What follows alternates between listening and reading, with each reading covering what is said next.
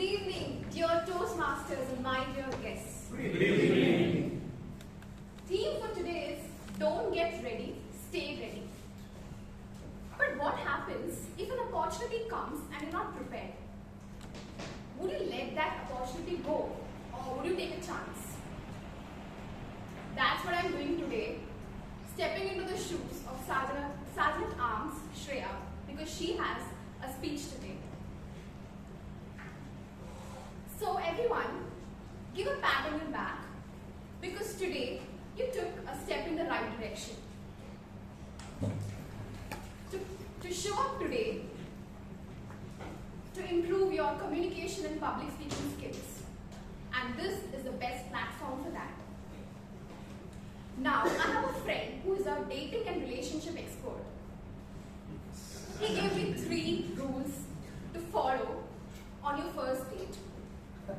The first rule is, make your date feel special. Give your 100% attention to your date. Do not touch your phone. That reminds me, please keep your phone on silent or airplane mode so that you can give your 100% attention to the speakers. Now, the second rule was, keep the first date light-hearted. Do not talk about any controversial topics so that you may offend the date. Speaking of that, speakers, please refrain from speaking on any controversial topics such as sex, religion or politics. According to him, the third rule is, make your date feel comfortable.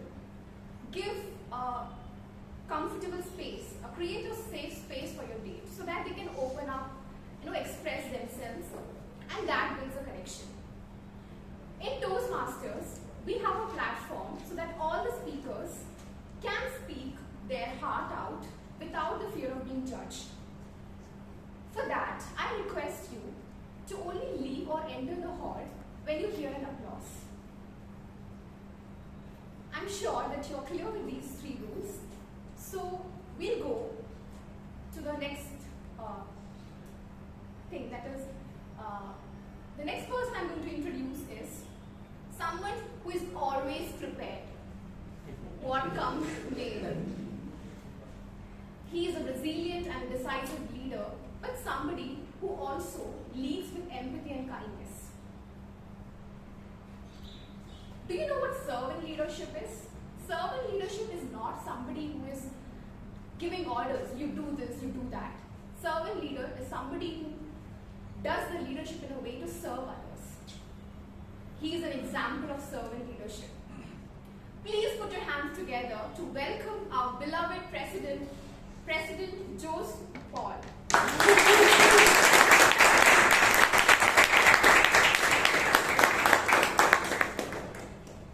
Thank you, Toastmaster Jewel, for that wonderful introduction. I wish I could live up to that, whatever you've described.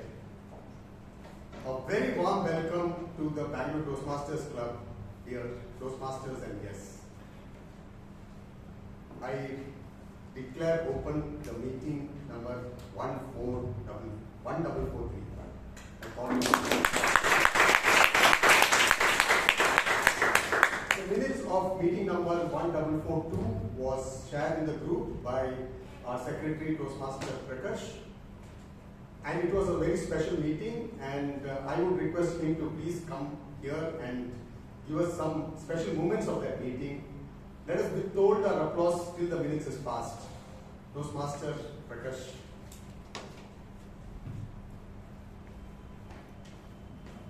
Good evening to all. Good evening. Last meeting, as I told, we had a very special Independence Day meet. Meeting number 1442, held on 16th August 2024, started with a rendition on Sare Jahan Se Acha Hindustan Hamara song by the committee. There were 17 guests and 28 members present during the meeting. The theme of the meeting was Freedom Lies in Being Bold. The word of the day, privilege, meaning special right. With speech title, Lessons from the Journey, BTM Dr. Rajdeep Manwani won the Best Speaker Award. The Best Table Topic Speaker went to two speakers. It was a tie between Toastmaster Amrit Kaur and Toastmaster Priyanka Rannorey. The Best Role Taker went to Toastmaster Shashank Bhatt. The Best Evaluator went to Toastmaster Alan Arana. The Best Tag Team Player went to the R Counter for the day, Toastmaster Shivangi Bhatt. We also had Best Dressed Male and Best Dressed Female of the evening competition. Toastmaster Shelma Furtal won the Best Dressed Female Award and Toastmaster Sheep won the Best Dressed Male Award. To know more, visit our YouTube channel Bangalore Toastmasters. Members, are the minutes in order? Yes. The minutes of meeting number 1442 stands passed.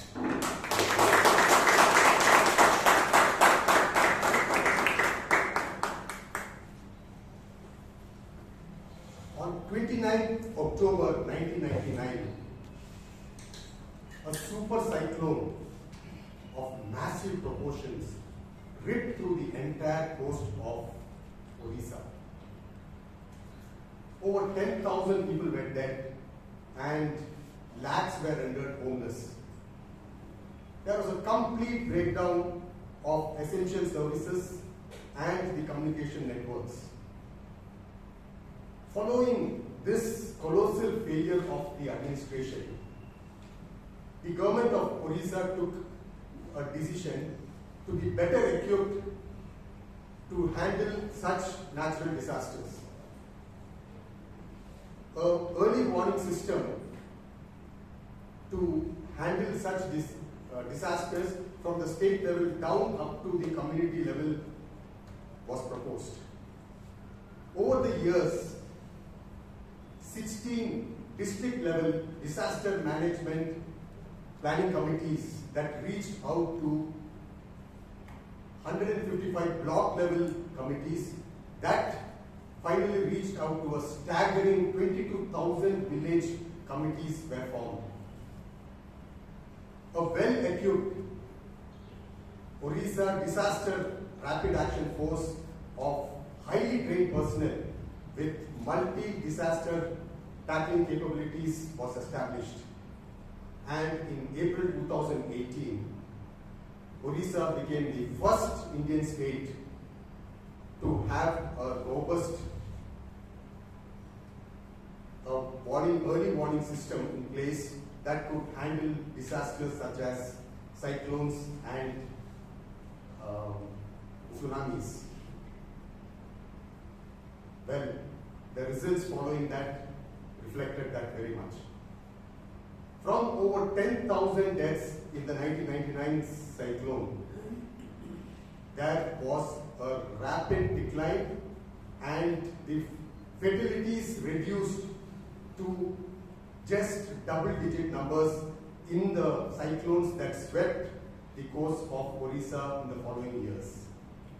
Dear Toastmasters and guests, that is the transformation that effective preparation can help achieve. And that is the power of being ready. The US Navy SEALs is undoubtedly one of the most battle-ready force in the world. They believe that the more you train, the less, or rather the more you sweat in training, the less you bleed in combat. This is very true even in our own lives.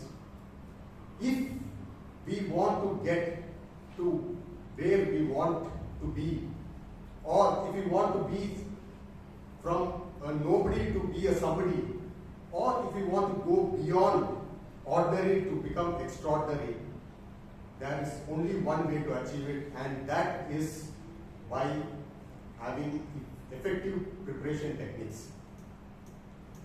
This is an endeavor, this is applicable to all endeavors in our life, including communication. Dear guests, as the meeting progresses, you will come to know how the Toastmasters is the right platform to help you develop the three important aspects of communication. better listening, better thinking, and better speaking. The person who is going to come on stage next is a Toastmaster of the day who would lead us through the meeting, and he would tell us how we could develop and these aspects through the meeting.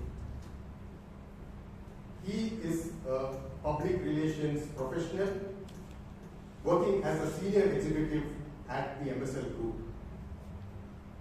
He is a huge fan of the Red Devils. Now, he's not into any voodoo practices.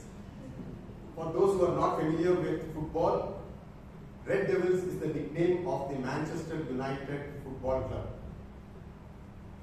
He is very passionate about English language, and he believes in helping others use proper grammar. I am certainly one who has been influenced by him. I learned from him that revert back is a wrong usage, and just revert is sufficient. He has joined our club just a few months back, but he has been actively involved in all activities of the club by being in the subcommittee of the BT Public Relations. Please join me in welcoming this humble, always willing to help, handsome and smart Toastmaster of the day, Toastmaster Ujyant Ramesh.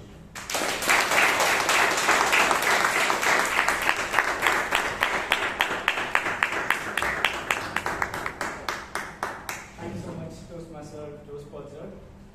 Too many adjectives, it's hard to recall all of them, but probably make a note of that once I'm done with this.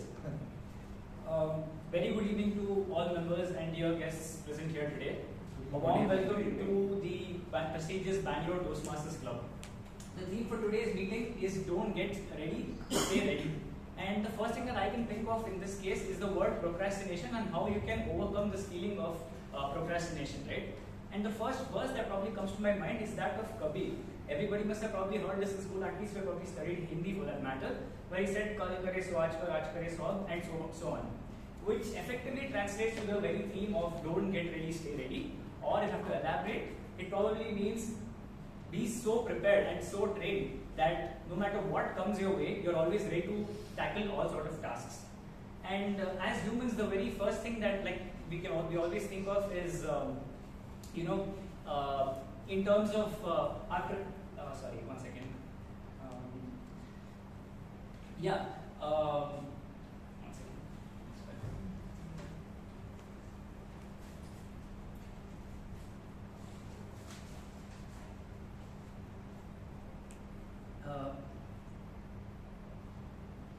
So every time we think of job interviews and probably any other sort of commitments when it comes to the concept of readiness, we never think about directly being ready for a particular event all throughout. We always look at particular instances and really thinking of becoming ready at that particular point of time. Instead, how about you have a mentality where you're continuously and constantly prepared for everything, so much so that you're ready to tackle all tasks like the theme suggests, right? I can give you a very prominent example of Michael Phelps, the very famous Olympic swimmer. You all might have come across his one very famous photograph of him having medals on both his hands, right? He has his hands stretched like this, and then he has gold medals both on his left and right hand. Now that was not the result of an overnight journey, but rather something that he had done for probably years or probably months. And a person who was very famous, who was very influential in this particular case, was his coach. He was a very notorious coach in the sense that he would make him practice in the most adverse manner possible, probably by hiding his goggles, throwing his goggles into the water and putting him in so many tough situations that he was always prepared no matter what the ask was at hand. And this particularly helped him in the 2008 Beijing Olympics. In this particular event, he got some water in his goggles, and in that 200-meter race, despite all of that, he was still able to complete that race and very well even win the gold medal in that particular event. Now, I don't want to again give you very generic examples of Michael Phelps and Usain Bolt, but guys might have probably been seeing all of this as part of each meeting, probably in the WhatsApp groups and everywhere, right? He said, I want to give you very specific examples to this club. Now I can think of Toastmaster Vishal. His speech last time, if I'm not wrong, was chest number 4 or chest number 3. What was the number? 3. 3. Yeah. So that speech, that very speech, it made me understand how much the armed forces demand. In fact, forget the armed forces, but just the selection for the armed forces. It is not his preparedness at that particular event or at that particular selection, but rather how he was prepared throughout his years of training, which helped him crack that. And another example, Toastmaster Prakash. He is a secretary of a club, but it's not a very simple role. Imagine for some reason he forgets recording something on the camera, or probably he presses the stop button or something for that matter, right? Imagine any of that stuff happens, it's going to be a disaster. But that is never the case. Every time you see something on the WhatsApp group, the minutes for that matter, it's always perfect. He knows exactly what to do, and even if he messes up, it's not something that we know for a fact. So that is how well prepared he is. Also, for the benefit of guests, this is not exactly what Toastmasters is completely about. Like, there are 3 people coming and giving you monologues. There's a lot of structure involved in it.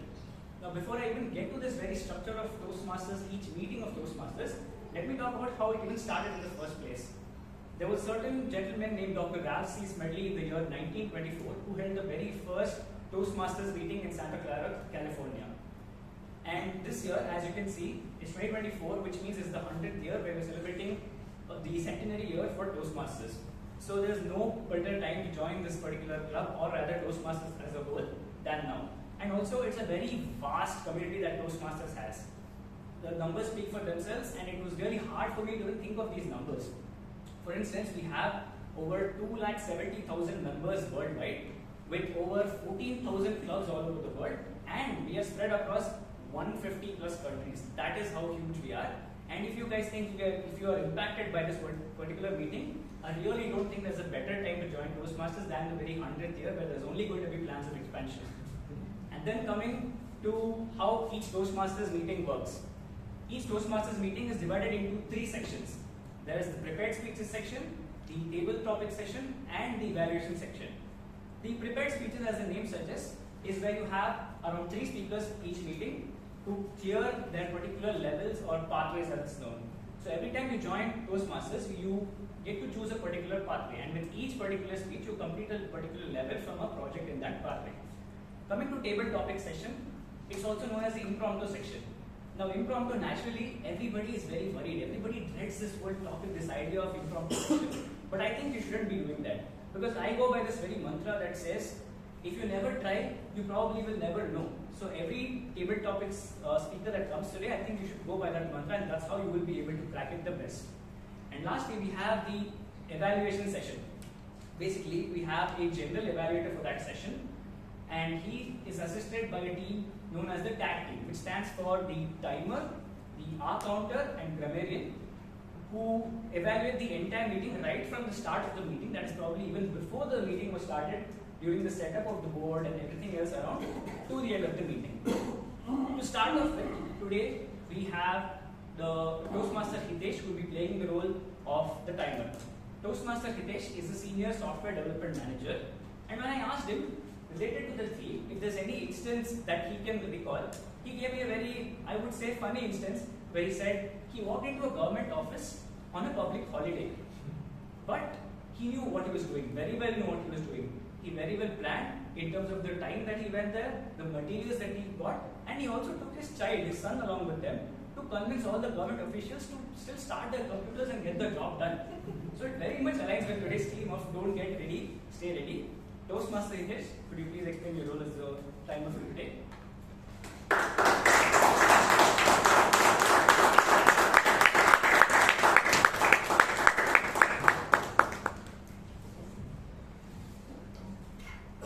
Good evening, Toastmasters and fellow guests. Good evening.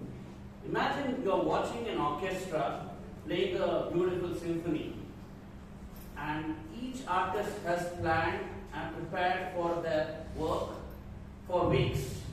But it is the conductor of the orchestra who makes sure each artist plays everything in harmony and starts and stops on time. In music, timing is almost everything to create a beautiful masterpiece. Also in Toastmasters, timing is all about making sure you are a better communicator. My role as a timer today is to make sure this meeting completes and starts and stops on time. So I'll be evaluating each of the sections of the meeting from the speakers. For the speakers, we have one icebreaker today where the timing allocated is 4 to 7 minutes. And at the end of each time, around 4 minutes, I'll be showing the green card. And then I'll be showing at the end of 5th minute, I'll be showing the yellow card. And at the end of 6th minute, I'll be showing the red card. This is to indicate that it's time for you to conclude and wrap up the meeting. There will be additional 30 seconds given to wrap up the meeting. At the end of the meeting, when the general evaluator calls upon me, I'll be sharing my evaluation. Thank you.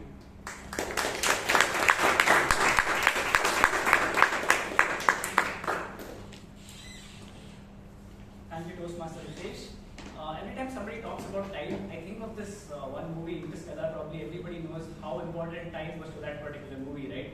There's one saying there's one quote from the movie that says, "An hour here is 7 years back on Earth." But don't worry, because this meeting is not as complicated. Neither is Toastmaster Hitesh's role. It is about maintaining the punctuality and discipline of this particular meeting. Now, the very next role we have is that of the R counter, which is played by Toastmaster Girish. Toastmaster Girish had the toughest experience that he has ever had in his life, or the biggest challenge that he had to ever overcome, was at the time of joining Bosch, which is where this theme comes in handy today. He was in the verge of preparing for that particular role, but he never knew that a call would immediately come from his consultancy saying that the opening for Bosch is open right now, then and there. But because of the fact that he had been anticipating a call to come all along, that's how he was able to clear that interview and right now is placed at Bosch. Toastmaster Girish, over to you to explain the role of the R counter today.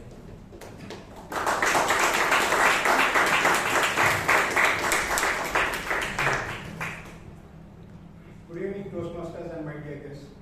Good evening. So I would like to first thank Sheet for calling me today, because I think that's a better way to come to club. So it's been 4 weeks that I have not been to club. So in my role as upholder today, so I will be carefully listening to all the speeches and table topics. And I would be especially listening to these clutch words such as have. And I would be giving my summary to the general evaluator towards the end of this meeting today. So, I would love to listen to you guys and help contribute in your communication journey. Thank you.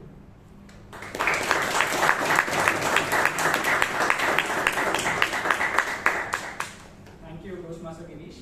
So the R counter role, I would personally consider it a very mundane and mathematical role, but that is the very beauty of Toastmasters, where you're allowed to express yourselves even when it comes to roles such as this, which is exactly what Toastmaster Girish has well did. Thank you so much for that.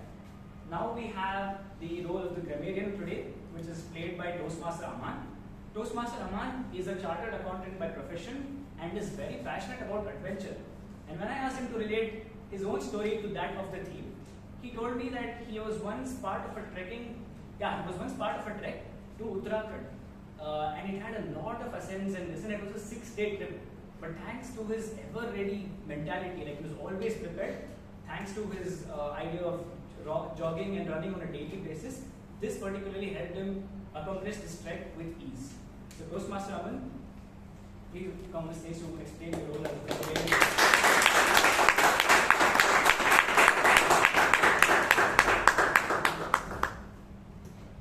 Good evening, everyone. I am Toastmaster Aman and I am playing the role of grammarian. As a grammarian, it is my responsibility to pay close attention to all the speakers who come on the stage for their respective speeches and pay a close attention on their English language and make a note of all their good usage as well as improper usage of the language. As a grammarian, it is also my responsibility to introduce the word of the day.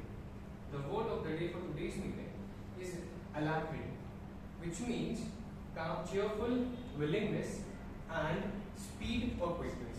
One of the examples for this word would be, as the match progressed, the players hit the target with alacrity. I will present my report when called upon during the meeting. Over to you, Toastmaster.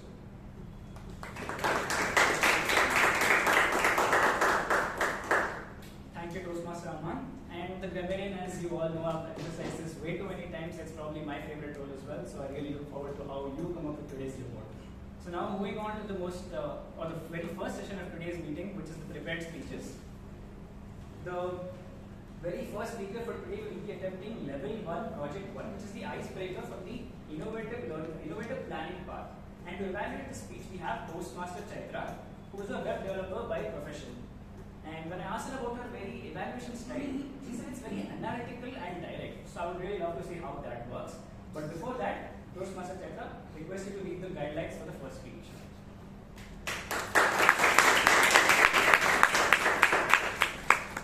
Good evening, everyone. The purpose of this project is for the member to introduce themselves to the club and learn the basic structure of a public speech. Timer, please note the time length is 4 to 6 minutes.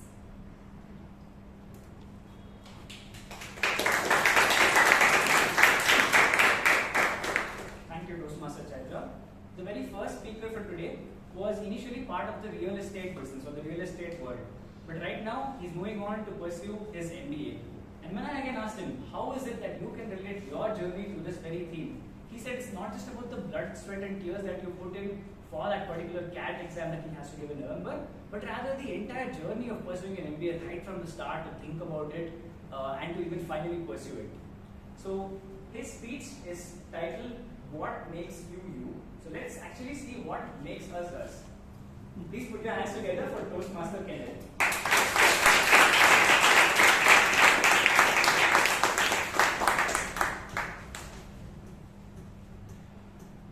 What makes you, you? Good evening, Toastmasters, my fellow dreamers. My name is Kenneth Sterlin. I wish to share with you a glimpse of what makes me, me. Imagine the atmosphere. Right after 2 airplanes flew straight into the Twin Towers, taking the World Trade Center in New York City down to the ground in a matter of seconds. With the whole world's eyes witnessed on their television screens, trying to grapple with the aftermath of this incident. During the early hours of 9/12, I was born in this very garden city. My parents had their eyes fixated on their very fat baby, chubby baby boy. My mother, a really compassionate woman, she's been a beacon of guidance throughout my life. She once told me, Kenneth, you need to have the right set of values and morals. Not the kind that just changes with the direction of the wind, as they will help guide you throughout every step that you take. It's because of her that I'm willing to stand up for what I believe to be truly right. After about a decade since I was born, what now feels like out of nowhere, my baby brother was born. His name is Blessing, by the way. I remember when my mom was pregnant, I was very adamant on wanting for it to be a boy. Right after he was born, I wasn't very enthusiastic about it. It felt like he stole my spotlight. But it's been a while since then, and I've grown to love him, care for him, and always look forward to spending time with him with alacrity.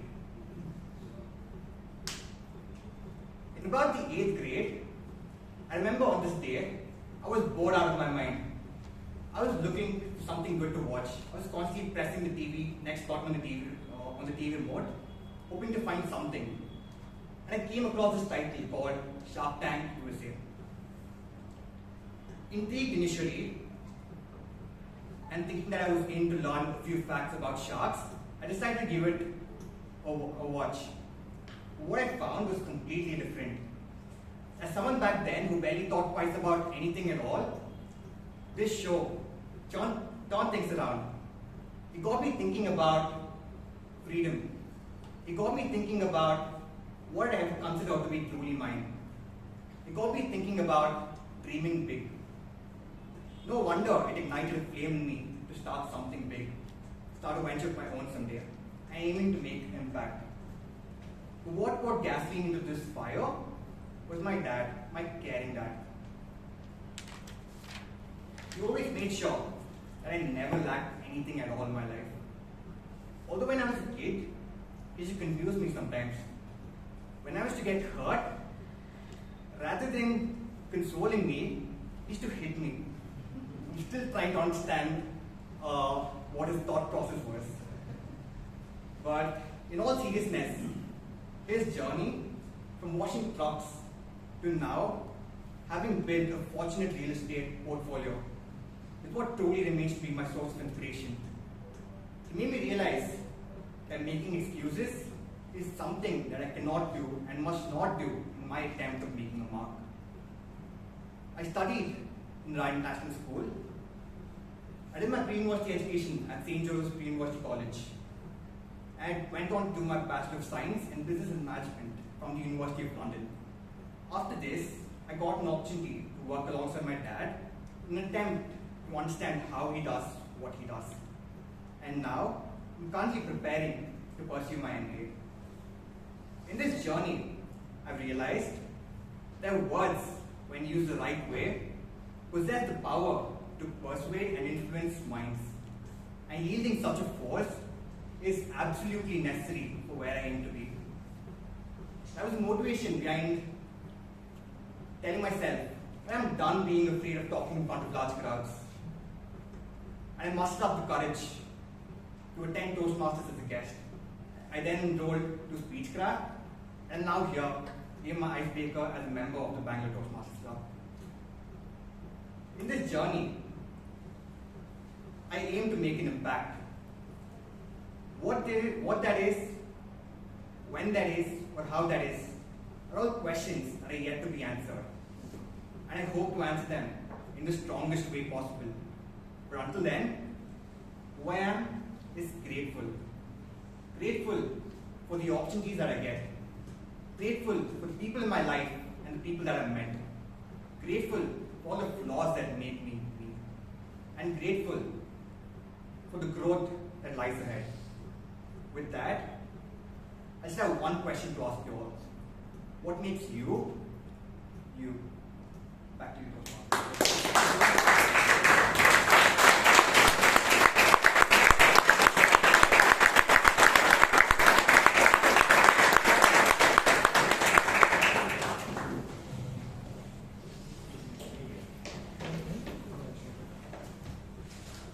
Thank you, Toastmaster Kenneth. And for the benefit of the guests, the reason we had a standing ovation is because it was Toastmaster Kenneth's icebreaker.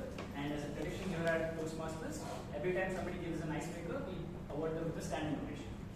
Now moving on to the very next speaker for today, this person will be attempting level 1 project 4 from the leadership development part. And to evaluate this speech, we have Toastmaster Hannah. She is the Deputy Director of at Indian Machine Tools. And when I asked her about the theme again, she told me she could never comprehend this idea of evaluating somebody on stage. How could you even do that?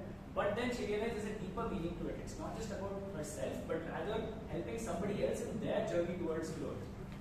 So to read upon the guidelines for the next speaker, I would like to call upon Toastmaster Hannah on stage.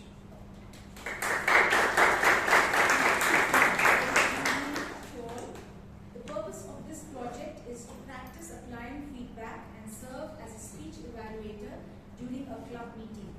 The purpose of the speech is also for the member to demonstrate their ability to deliver an effective, respectful and evaluation speech.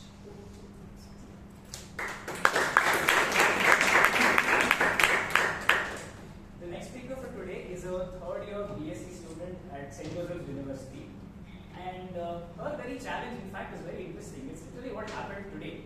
She wasn't supposed to actually be the second speaker of the day, but she had to replace somebody else. And that very challenge was accomplished thanks to her nature of being ready all the time. So, Toastmaster Shreya, please come on the stage.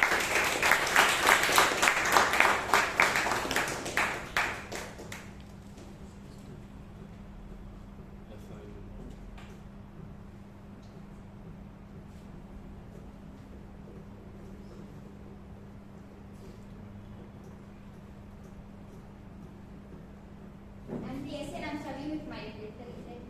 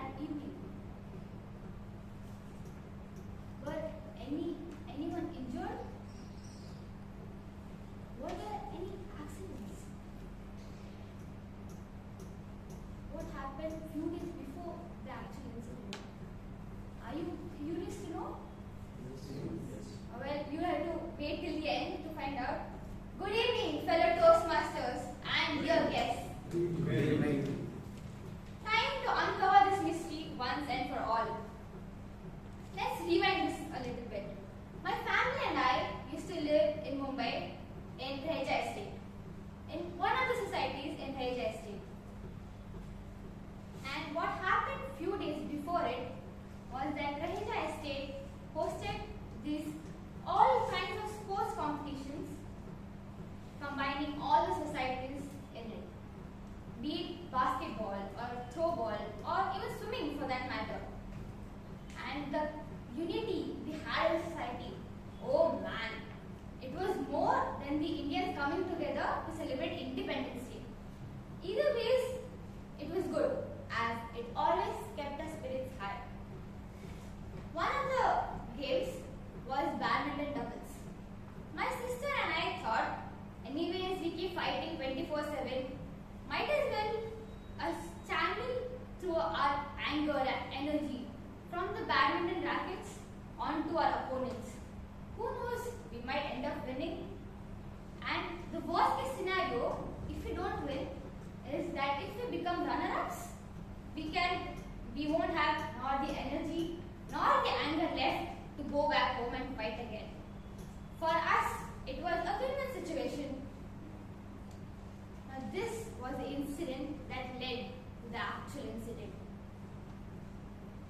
So this is how it went. What happened that evening? That evening was the badminton's doubles match. It was out of 3, it was best of 3 and of 21 points each. So even if you lose the first match, you can still win that round by winning the other 2 matches. And one thing to know about me and my sister is we are confident when you're playing badminton as singles. But when we come together as a team, we just get a tad bit overconfident. So if you want to see how the combination of overconfidence, adrenaline and competitiveness looks like, you are about to know. And this is the part you all have been waiting for. Me and my sister went for the first match. History repeated. And we lost the first match. Everyone thought we were gonna lose. But no. You see that overconfidence and the competitiveness I was talking about? It was exactly this. We just had too much of ego to let this go in the first match. So we gathered all our energy and our anger. And we won the second match. And third match too. And like that, somehow we reached till the finals. Fortunately, not unfortunately. I mean, it is unfortunate for the opponents, but good for us. And after we reached the finals, can you guess what happened? Not that easily. We lost the first match again. And then we came to second match. I could see the audience focus the shuttle. It was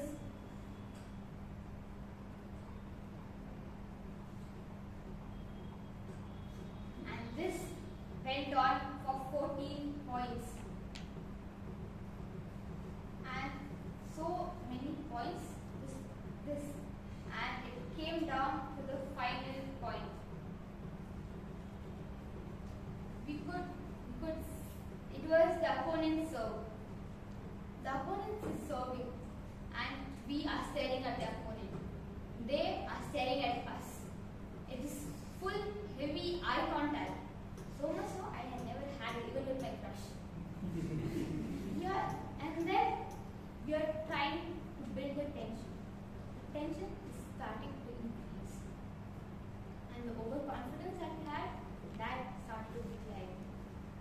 And then came the final point. The opponent sold. I could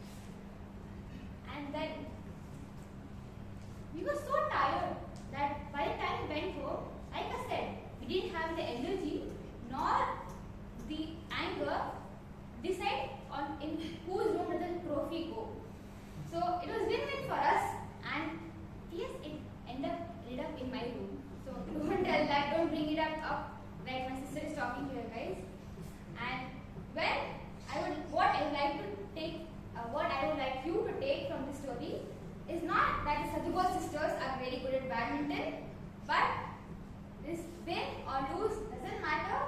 Always keep a positive attitude. Over to you.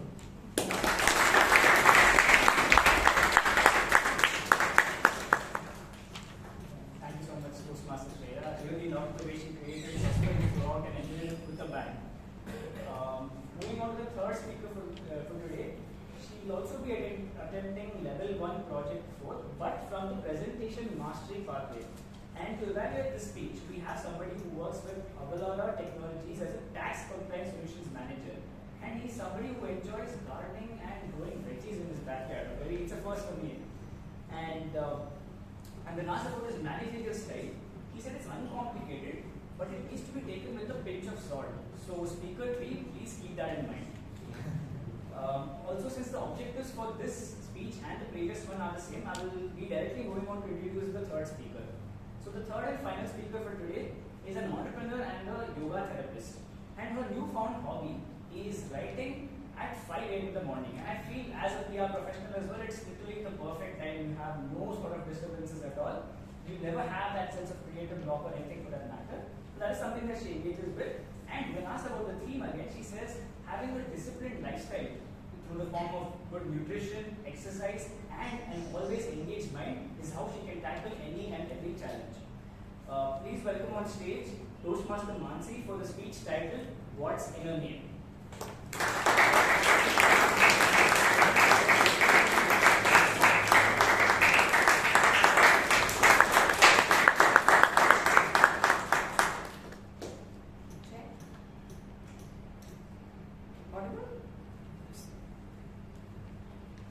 I vividly recall the stark contrast between our once bustling dinner table and the quiet isolation that was suddenly imposed. Conversations that were filled with laughter dwindled into awkward silences. Innocent clinking of cutlery became a cacophony of disorientation. Dark tablecloths resembled voids, and white plates vanished into nothingness. Meals, once a time for connection, transformed into solitary acts of sustenance. A very good evening, fellow Toastmasters and dear guests. Good evening. Imagine waking up one day and not being able to organize your thoughts. Not being able to form an opening body and conclusion to your speeches. Because the very faculty that helps you do this, your own mind, is now against you. This is the reality for 60 million people worldwide today, say the population of the UK. A number expected to triple by 2050 to become equal to the size of the 8th most populous country. This is the reality for people suffering from dementia. Impairment of thinking, reasoning, judgment, memory, thereby impairing every aspect of your life. As a child, I often asked my mom the meaning of my name, Mansi. And she said it meant the ability to use the power of one's mind. And I saw it reflected in all my choices.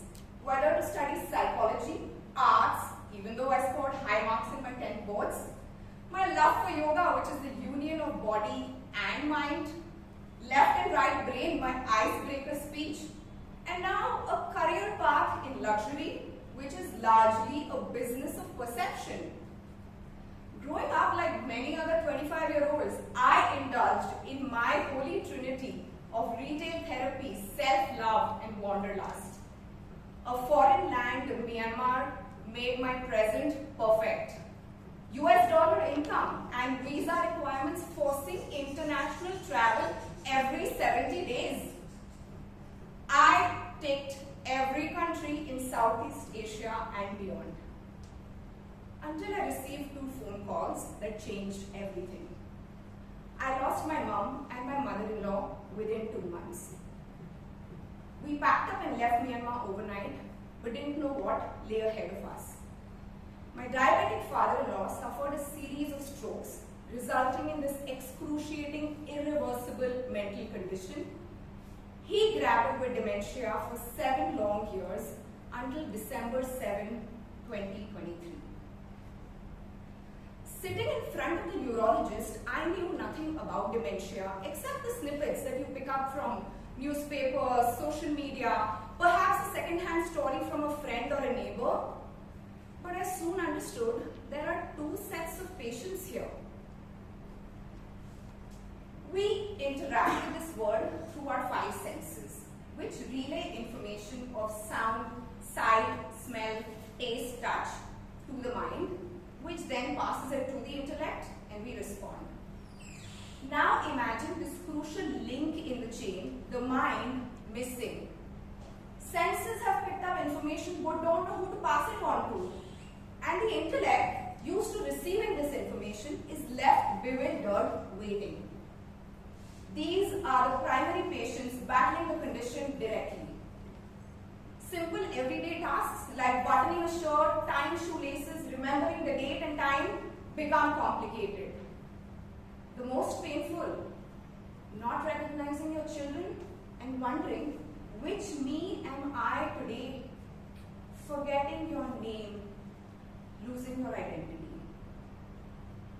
Any guesses who the secondary patients might be? Family caretakers or family caregivers, known as the invisible second patients. I lived this reality firsthand. Countless hospital visits from falls, fractures and incontinence during the day and unsettling echoes of screams and panic at night. I became this silent spectator to the gradual erosion of a loved one's identity. A process that was equal parts heartbreaking and demanding because you still have the demands of your life, your career. Even though your world stands still, the world around you continues to move. In a sense, I suffered the same confusion and helplessness that my father-in-law did. But I was lucky to find a community and a family here, and I regained my voice. But many caregivers are on this journey alone.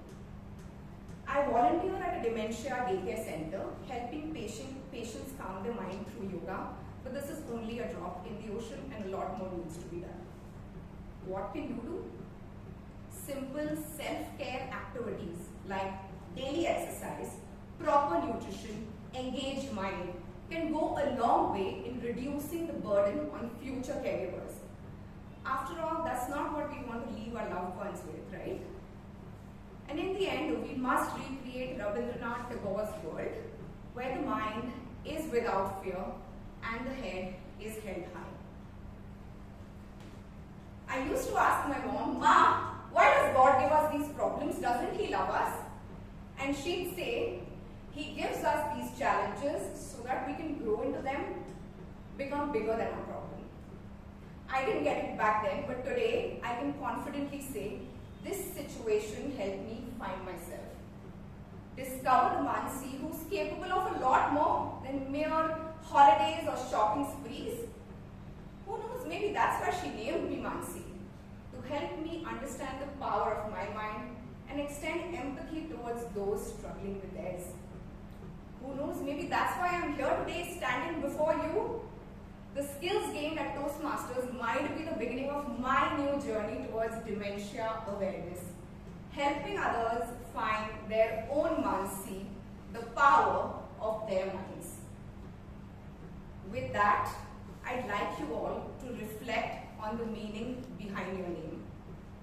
Let this be a call to discover the person you were always meant to be. Back to you.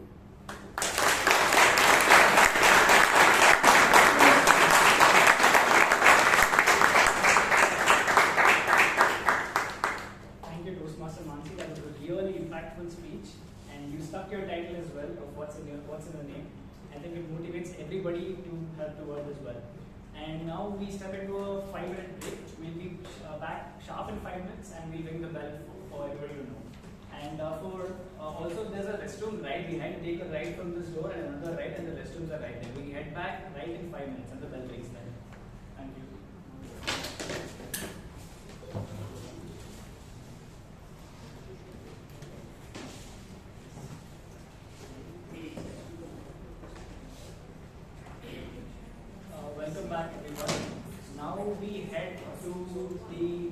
topic session, which, as I mentioned earlier, is unfortunately the most dreaded session, but let's try to change our perception of that. And to give you a small tip, think of it as the Oscars, right? People don't get awarded for no reason. It's not just about memorizing your script and just going on about the script. It is about how you come on stage, improvise, and how your impromptu speaking skills, how natural you are. It's contradictory, but it's about how natural, and that is how you are judged in terms of the Oscars. So have that mentality in place for a table topic session as well. So today's table topics master is Toastmaster Priyanka. She works at Nokia and she is a huge fan of experimenting with food. So I told her, how about you experiment with the topics as well today? Please welcome on stage Toastmaster Priyanka as the table topics master for today.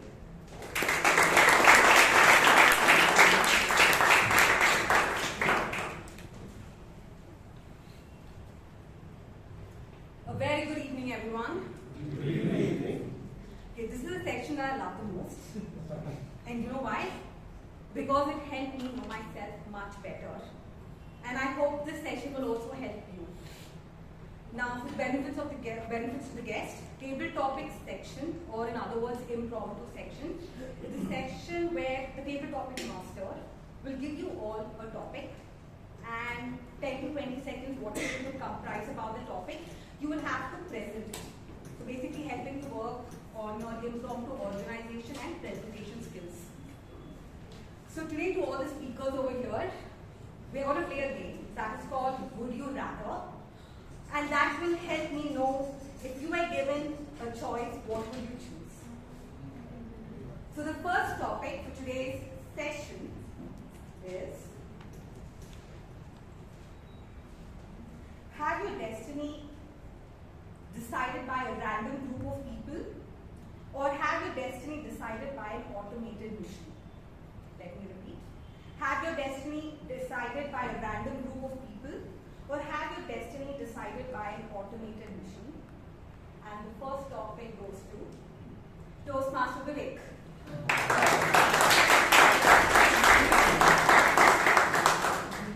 If you look at randomization, right, when you have too many people, okay, if you have many people who are giving you directions, it's same as an automated one.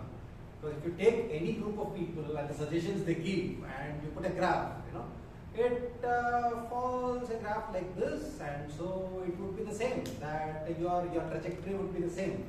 That rather you put it automated, because automated is what? It is completely random. So I'll tell you a recent phenomenon where I have been generating some random data for some purposes, where I have been generating random data and putting it on an x-axis and a y-axis. I see a bell curve. I was wondering, why is it a bell curve?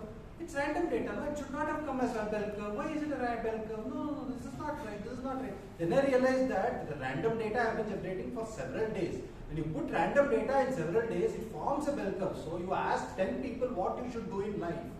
They'll tell you whatever they want. Then till you ruin yourself. So it is as good as asking a computer, what should I do? So you shouldn't, it's the typical Panchatantra story, right? I mean, you have a person, you have a dad and a son walking with a donkey. Somebody says, hey, why are you not sitting on the donkey? Then they sit on the donkey. They say, why are you sitting on the donkey? Oh, animal rights activists and all will come these days, right? Why are you sitting on the donkey? Then they realize, oh, we should not sit, and then they carry the donkey. So it's automated thing, or you listening to 100 people will result in exactly the same thing. You ask just one person or two people whom you are confident about. That's much better than asking the whole world about how to know about it.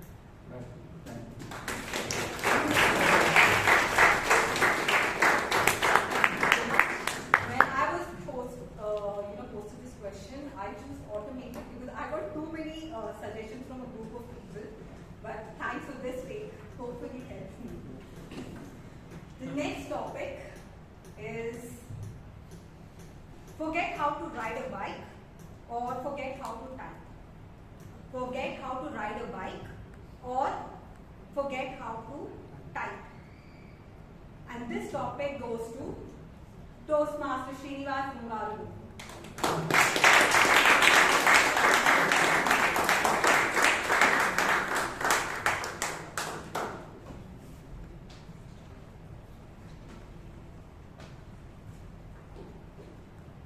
Very good evening, fellow Toastmasters forget a bike ride because those days are gone where going in bike. Now I don't feel bikes are safer considering my age. But in my young days, when I was in college, we used to go to Yerka trip, Manali, all this in bikes. And now my fellow reportees tell me that they have bought a bike and they are going in the bike ride. I feel little stressed. Now I understand with age how many things have changed. Now why should I not lose typing skill? Because that's a bread and butter for me. Without typing in software industry and without sending mail, you can't control the IT world. So I would prefer, given a chance, I will lose my bike riding skill because I'm not using them. I prefer going in car, even though in Bangalore, heavy traffic. And another reason is we can't predict weather in Bangalore. Carrying helmet and carrying 2 helmets and raincoats, it is quite stressful. So I would prefer to lose my bike riding.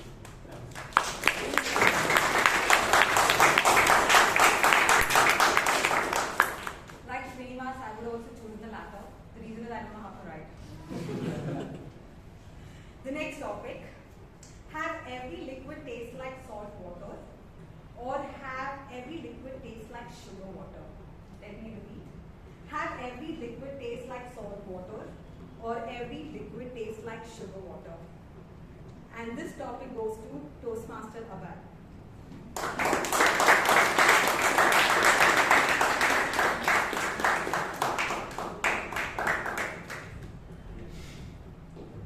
Topic master, fellow Toastmasters and guests. If I were to ask you, would you like everything salty or would you like everything sweet? I'm pretty sure that most of us would be completely divided. But I think what the topic master intends to ask is, do you want everything as challenges in your life or do you want everything sweet in your life? So I think that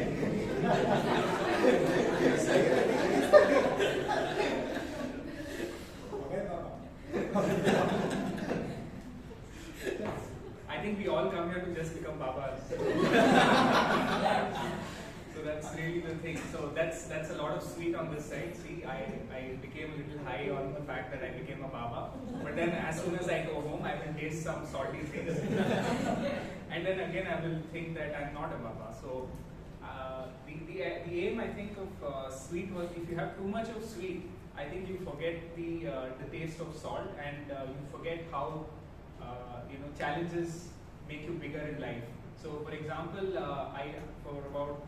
for a lot of years, my mom used to cook for me, or my wife used to cook for me. But then when I went to Germany, it was all sweet. Every day I would just sit down and eat very comfortably. But when I went to Germany and cooked on my own, that is when I had to taste all the salty things in life. When I put too much salt in the dal, or when I put no salt in the roti at all. So there was the realization how sweet what we got was. And I think that's the aim of life as well. So having too much of sweet will make you forget all the salty things, and having too much of salt will also not make you relish the sweet things. So life is always a balance between sweet and salt. So enjoy both and make the best of it. Over to you.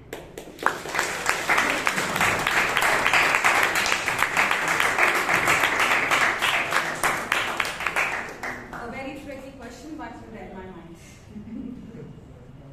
The next topic. Always forget where you put your keys, or always forget where you park your car. Always forget where you put your keys, or always forget where you park your car. And this topic goes to Toastmaster Himani.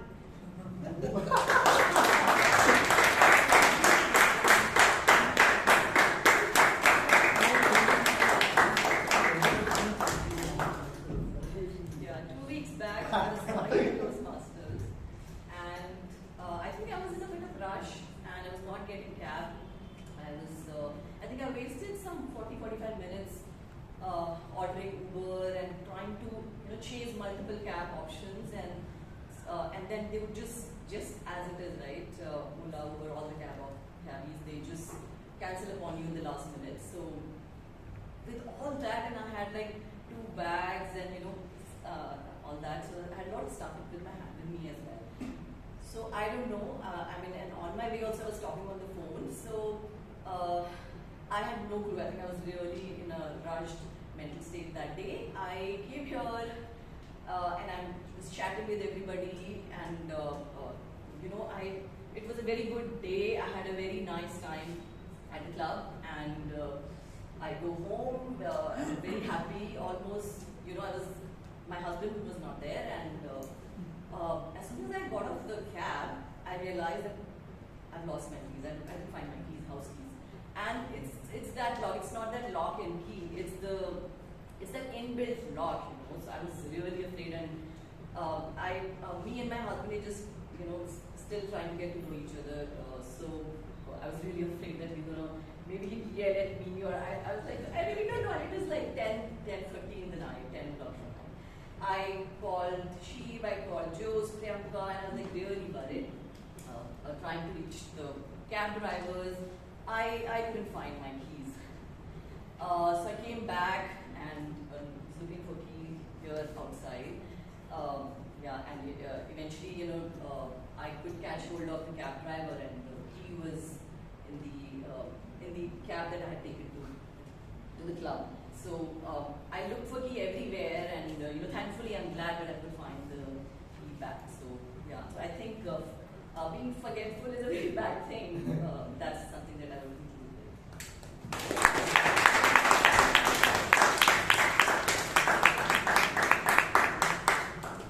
Thank you, Himani. If you forgot your key, I would probably choose the latter to forget my parking. The next topic. Always fall asleep at 9 p.m. and wake up at 6 p.m. or always fall asleep at 1 a.m. and wake up at 10 a.m. Let me repeat. Always fall asleep at 9 p.m. and wake up at 6 a.m. or always fall asleep at 1 a.m. and wake up at 10 a.m. This topic goes to Toastmaster Srinivas.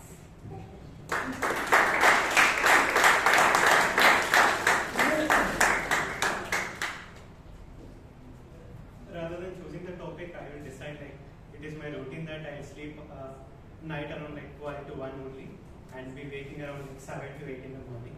So that is my routine. Rather than choosing that, the reason why I choose to be waking for a very long time is that's the only time where I spend myself. So on my bed, just scrolling, even though I'll be watching mobiles and the computer for a very long time in my office hours, or with a client, or talking to the client for a very long moment also. But I'll find something like I'm missing myself. So a lot of people is on Instagram, social media and everything. But even though I'm not there in any of the social medias, but my hobby is to watch YouTube videos. Nowadays YouTube started reels, right? So it is like goes on 30 seconds, yes, 1 minute. After 1 hour, it's 1 hour gone, right? It's like that only. But earlier I used to start at YouTube because of my knowledge. I gathered a lot of knowledge through that. And my scroll list has been changed. Now I have made certain settings that I'll be not watching those videos which is taking my time. Rather, I'll watch some videos which give me my knowledge, gaining more and more knowledges, which is like alcrity in the short span of time. And also, I request you to work in such a way that you also wake up for 1 a.m. and sleep for 1 a.m. Sleep at 1 a.m. and wake up at 8 a.m. Just sleep for 1 or 2 days. Then Vishal will not call you for the Sunday morning jogging. Vishal, Priyanka has changed some certain way that she is losing a bedtime in the early morning. So let her mom wakes up. Let her have a beautiful coffee at her bedtime. Over to you.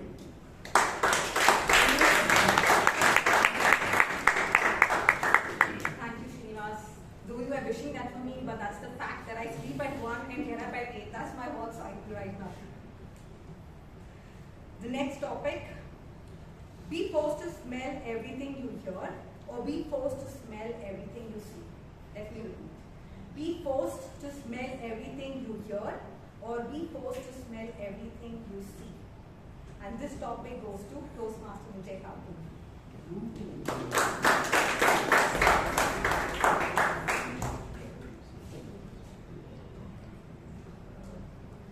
This was just like a tongue twister, right? Okay, I'm just completing the topic. So I would rather prefer to smell anything I can see. The reason being, so there are so many things we cannot see around us. Like say there is a vehicle passing by, we cannot see it. So there is no option for you to smell. So I would rather prefer to smell anything that I can see, because anything that you cannot see, cannot smell. That was the goal to what probably Priyanka meant.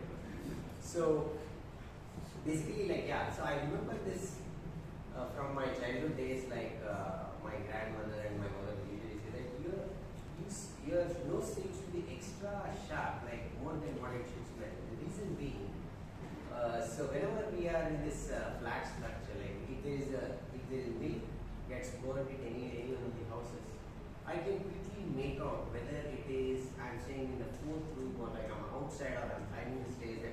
That is someone's house.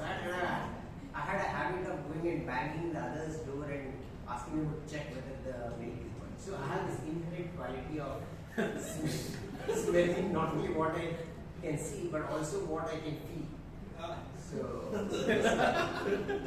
So basically, smell is a very important aspect. Like we just heard from Mansi, like how the five senses are very important. If you have to ensure that your mind is connected to the five senses, the smell forms a very important aspect to it. And I think with this I conclude that. Hence I prove that smelling whatever you see is most important.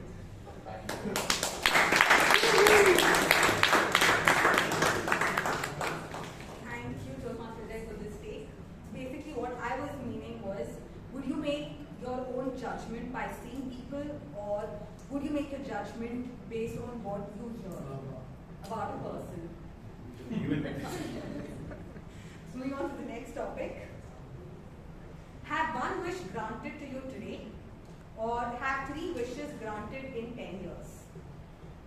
Have one wish granted to you today, or have 3 wishes granted in 10 years? And this topic goes to Toastmaster Rashi.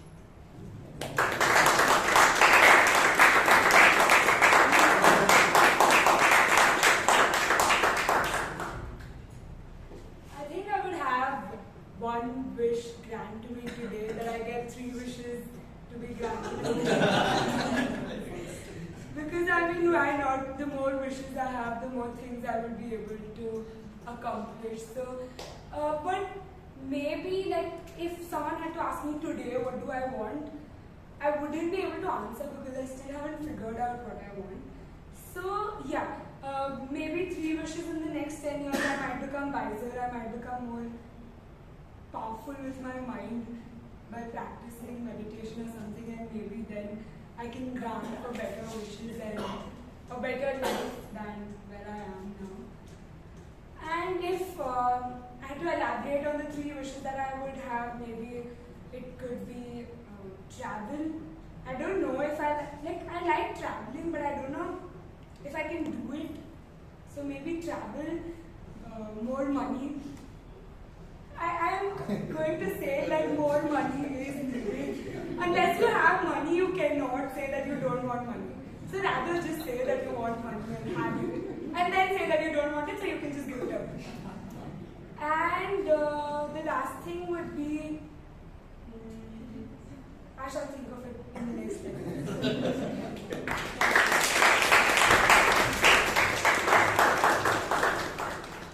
Thank you, Rashi. I would also choose one wish because I don't know what's there in 10 years. The next topic. Write a book about your life, or have someone who hates you make a movie about your life. Let me repeat. Write a book about your life, or have someone who hates you make a movie about your life. And this topic goes to distinguished Toastmaster Gangadhar.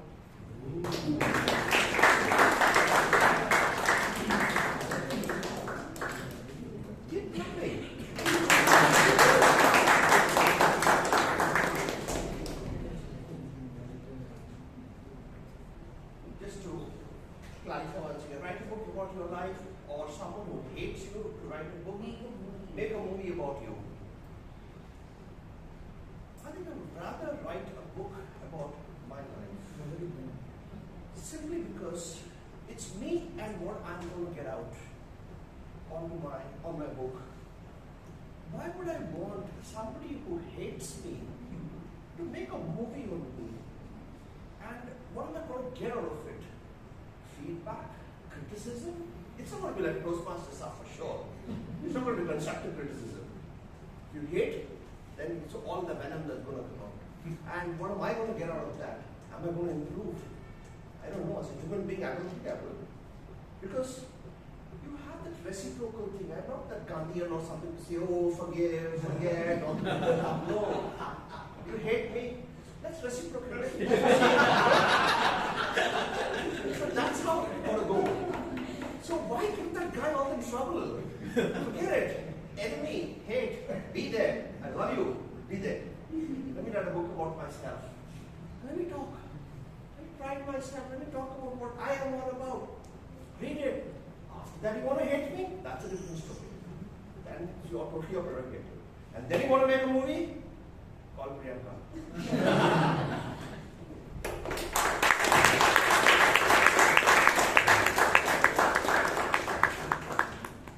I wish I could do both. The next topic, break the most valuable thing in your house or break the most valuable thing in a store. Break the most valuable thing in your house or break the most valuable thing in a store. And this topic goes to Toastmaster Chiranth.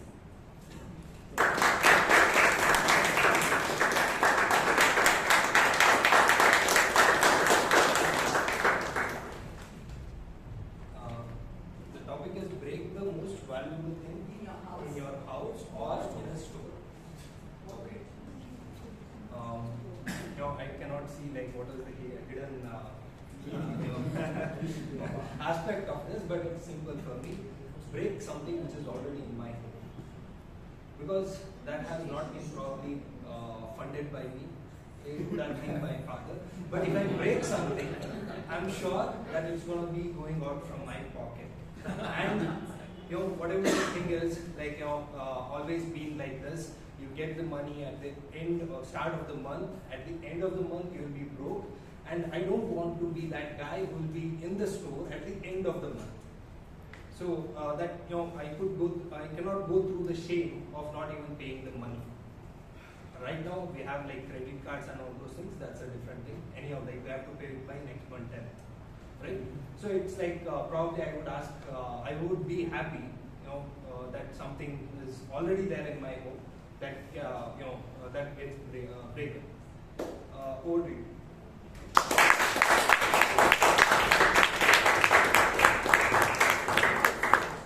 I would also choose to place something at my place. I don't have to spend anything from my pocket. The next topic.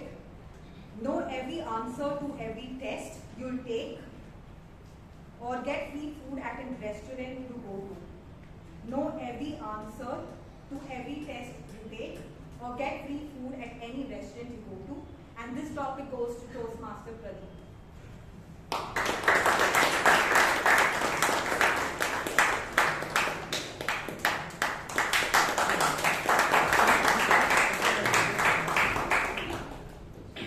It's funny how she knows that I'm a foodie. Well, okay. It's always a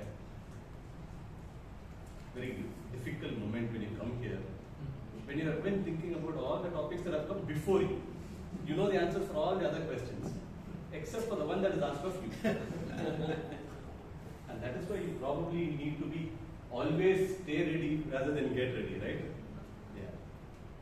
Alright, so given the choice of whether knowing the answers for all the questions that I'm going to write in any exams or free food, is anyone a question? I think the choice is obvious, right? It's always free food. And especially if you are in Bangalore and you have apps like Zomato, Swiggy, Dine Now, anything more anybody wants to add? I'm sure there are many, right? So much choice available to you, and there is a new restaurant opening every other weekend and every other street corner. Especially if you're here, just turn around the corner and you see so many restaurants, you don't even get parking. Now if all these restaurants with such expensive menus are ready to offer free food, who am I to say no? So if that such an offer is ever coming up, please sign me up for it. Now, what do we do with all this free food? Okay, so there's only a certain limit of free food that you can try and sample and all this. I'm sure there are a lot of food bloggers around, right? I always keep wondering, like, how do these people go and write all these reviews in these million restaurants?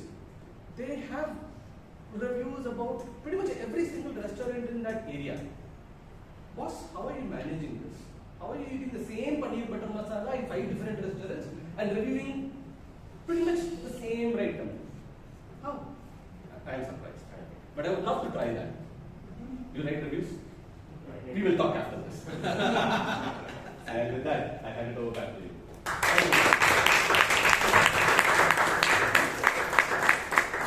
On the contrary, I would choose the first one because I'm struggling to complete an exam. The next topic, have more time or have more money? Have more time or have more money? Toastmaster Puneeth.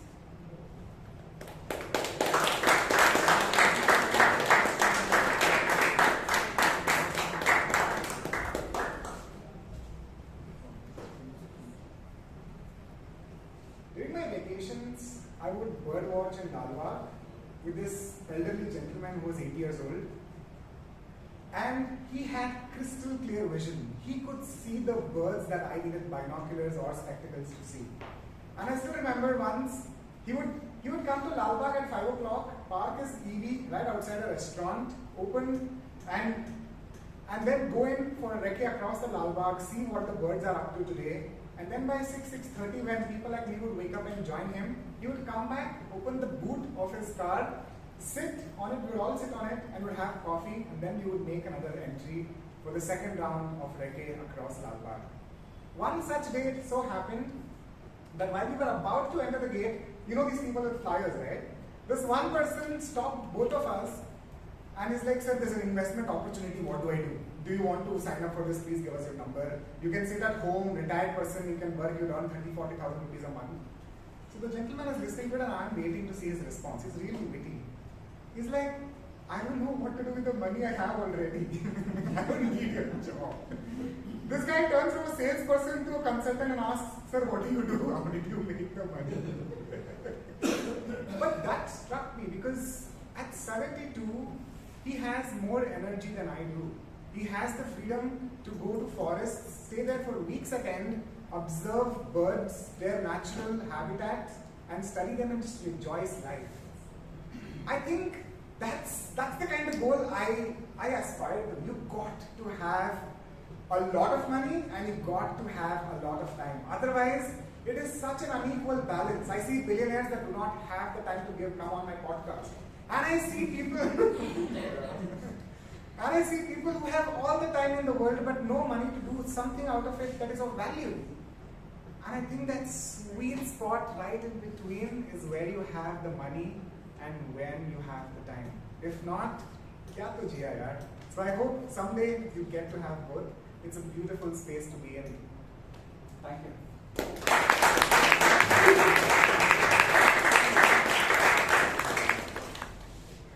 I also keep contemplating on both, but listening to you, I hope I get my answer. The last topic for today's meeting, be a pirate with no ship or be a ninja with the noisy shoes. Let me repeat.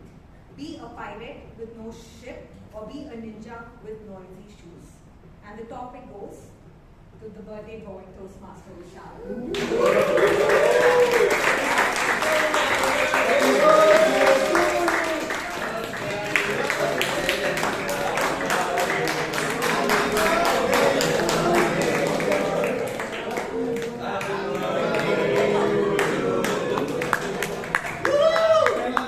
Thank you everyone.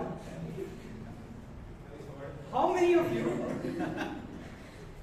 I have not, how many of you grew up with Pirates of the Caribbean? Okay, thank you. But how many of you grew up with Pirates of the Caribbean? All of you. But there's a very famous line where someone captures our protagonist, Captain Jack Sparrow, and he says, "You must be the worst pirate ever." And Captain Jack Sparrow says, "But you have heard of me." It doesn't matter if you have a ship or not. That tag, Captain, is all that is required. Captain Jack Sparrow made a deal with the devil to be the captain of the Black Pearl, his ship. But he was able to lead it only for 1 year. The rest, 13 years, he could not. There was a coup against him. Mutiny, rather. But what would happen if I had noisy shoes as a ninja? I would be hired to do some unspeakable things, and just before I am able to go to the bank and collect my paycheck, my location is revealed, and I will be the one who has the bad things happen to me. So I would like to be the captain of a ship, even if it's just in name. If someone on the street while I'm walking asks me, "Who are you?" I can say, "I'm Captain Vishal Vasant Kumar." But if I'm a ninja, one, I can't say I'm a ninja because that goes against the purpose of a ninja. Second, I have noisy shoes. My job is not going to be easy unless I learn how to fly. Maybe Mansi can help me develop my mental skills and I can learn how to levitate. But the clear choice here is to be a captain without a ship, like Captain Jack Sparrow. Thank you, and over to you.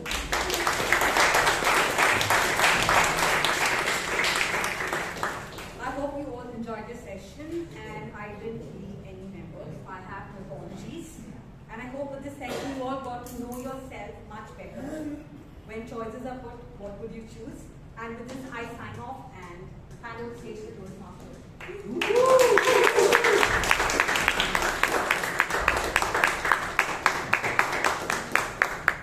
Thank you, Toastmaster Priyanka.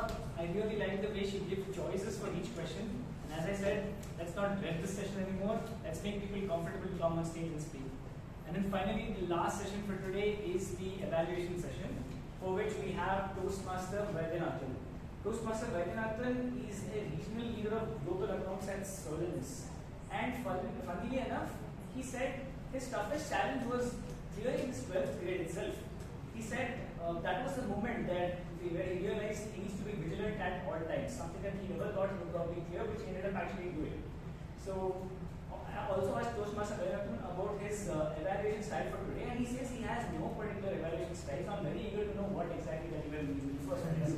So Toastmaster Padmanathan, over to you.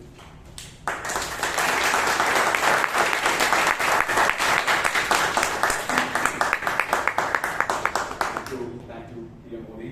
I never knew that he's going to repeat what I had said to him. I never wanted him to say that I inspired him in class, but nevertheless, thank you. Are the evaluators ready or getting ready? I think the theme says that you need to be ready all the time, right? So let me call the first evaluator on stage, Toastmaster Chaitra.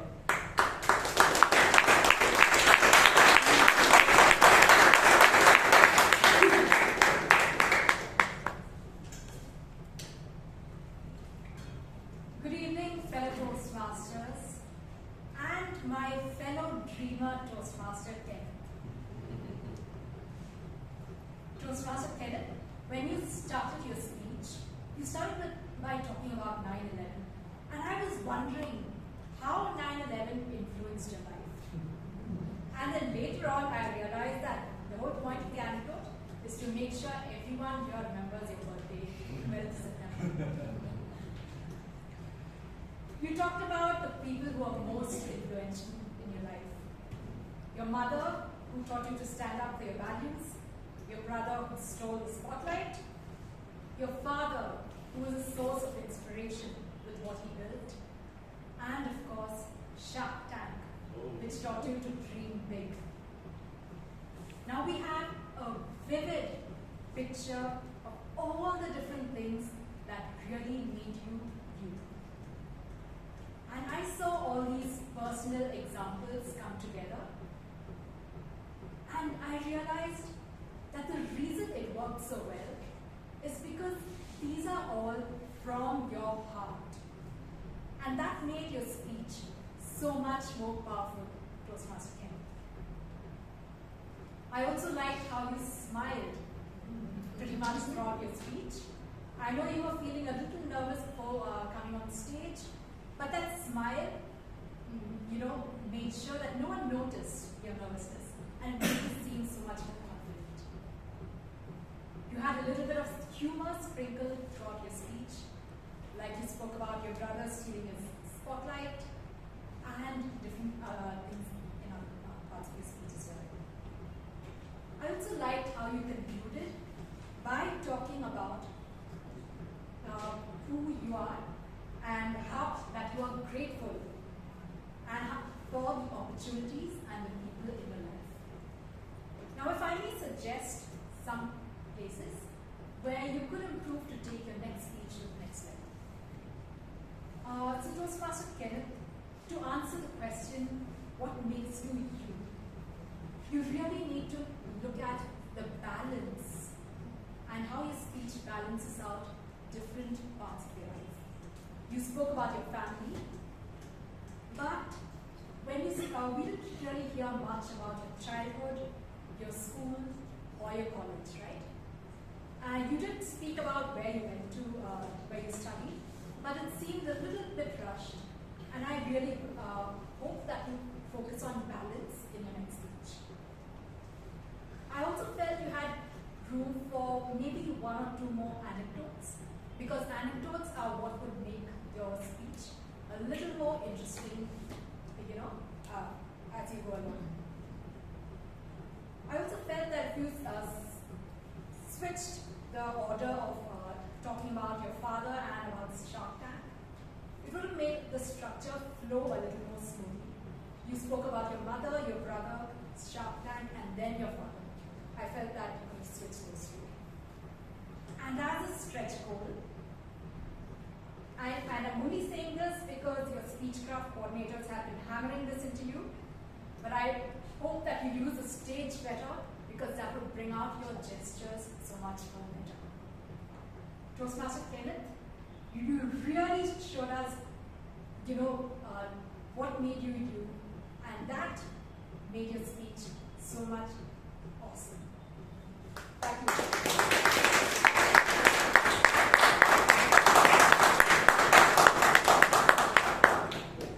Great to see him and breaking the ice today. And there are a couple of points which I like to highlight in your speech. This being an icebreaker is a project where you have an opportunity to talk about yourself in front of a larger audience. And as much as possible, you need to give this information which are relevant to audience. Right? As she has rightly pointed out, maybe a bit about your family, where you studied in your school, so which school you studied, and what you aspire for. So there are certain elements which you can bring out. But the more important thing is, this is one of the toughest, or you can say easiest and the toughest project, because coming for a very first time and speaking in front of the larger audience, and that too without standing behind the lectern, calls for a lot of courage, and you did it in style. So, a job very well done for the speaker as well as for the evaluator. A round of applause.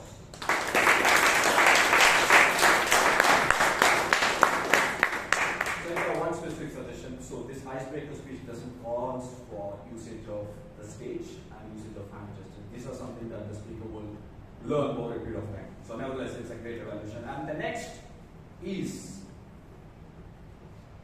going to be your world champion in public speaking.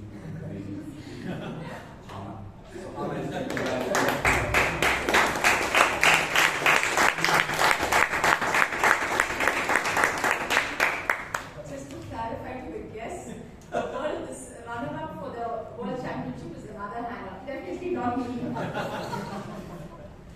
A very good evening, my dear fellow Toastmasters, guests, and my dear Toastmaster Shreya. Good evening.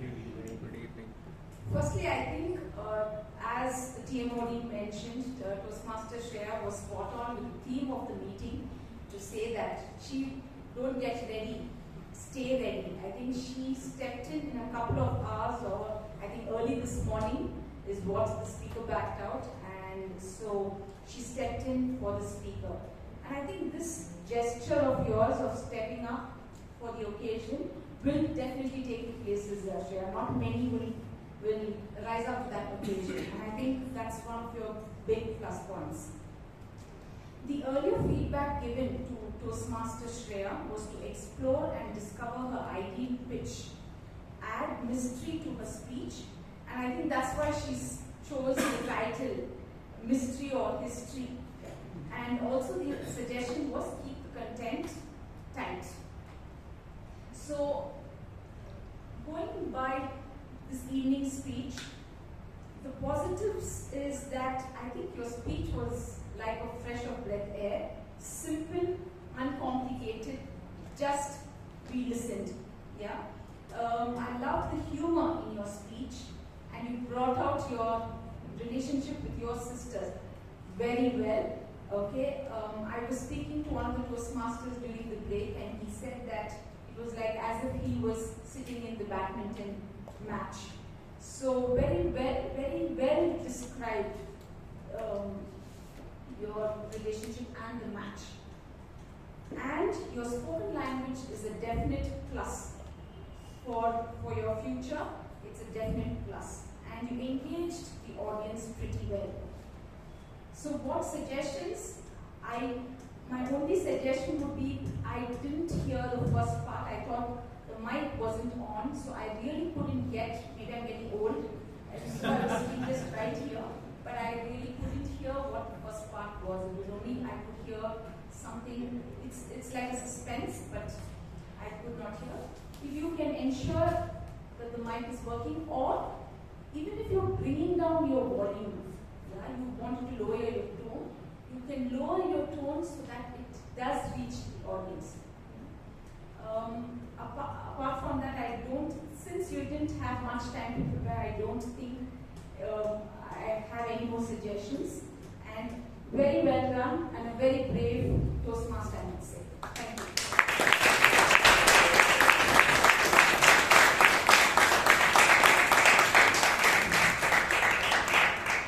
In the best of 3 matches, even if you lose one, you still have a chance to win. What a statement. This is the first time that I got to know. Before this, I never did that in a 3-set match. If you lose the first set, you are going to the right. So thanks for clarifying that. And the second one is, in your speech you said, in the first match we lost, and the second match we won, and the third match. No, it's not match, isn't it? So it's the same. The first set I lost, and the second 2 sets I won. Right? Because Anna doesn't play badminton, she doesn't know, she didn't pick. Yeah. And the third one, Sadugol sisters didn't win the match because they are good. Because the opposition is good. Yeah. So that's the point that she wanted to convey. Nevertheless, I think excellent speech. We had a lot of suspense at the beginning, and then it came on gradually nicely, and a smooth flow. And Hannah, right, that you had pointed out that at the beginning of the speech, we were not able to listen very clearly what she wanted to convey, because I think the microphone was off or it wasn't working. But nevertheless, I think a job very well done, Anna and Shreya Sadugol. A round of applause.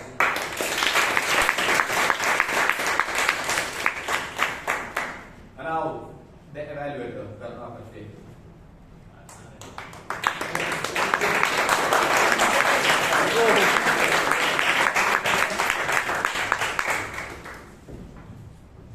Good evening, everyone. Good evening. Mansi, your speech reminded me of an incident that happened with me at Speech Club 11 years ago. I was very young at that point in time, and I was part of Speech Club program, and that was a mandatory back then to be a part of Toastmaster.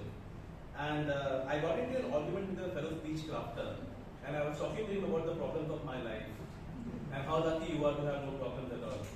And while this conversation was happening, old Toastmaster, Joseph Das, a few people know it, told me and said, Ronakar, the only people who have no problem are already in the graveyard.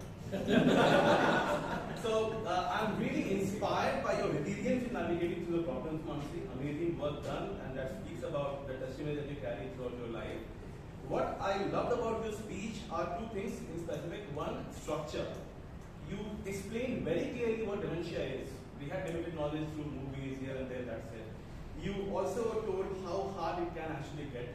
And you also told us that what is that we could do to have self-care or daily exercise or things around that, right? So that went on really well. Second part that I loved about your speech is your storytelling. The magnitude of the situation were very well communicated. Now statements like erosion of the loved one's identity, invisible second patient, that got us into the speech to understand how critical, how deep it can actually get, right? So these were things that I loved about your speech. The only feedback that I have for you at this point in time is that to limit the number of words that you use in your speech, right? Because it can get too much for people to process, and small or slower minds like mine would actually take a bit longer as well to comprehend and then to process the information. Otherwise, a fantastic speech, really that shows the magnitude of your effort and the tenacity and the effort that you actually put in towards smaller areas in your life. And I wish you all the very best, and I wish to have you back in a club sometime soon as well. Thank you so much. Over to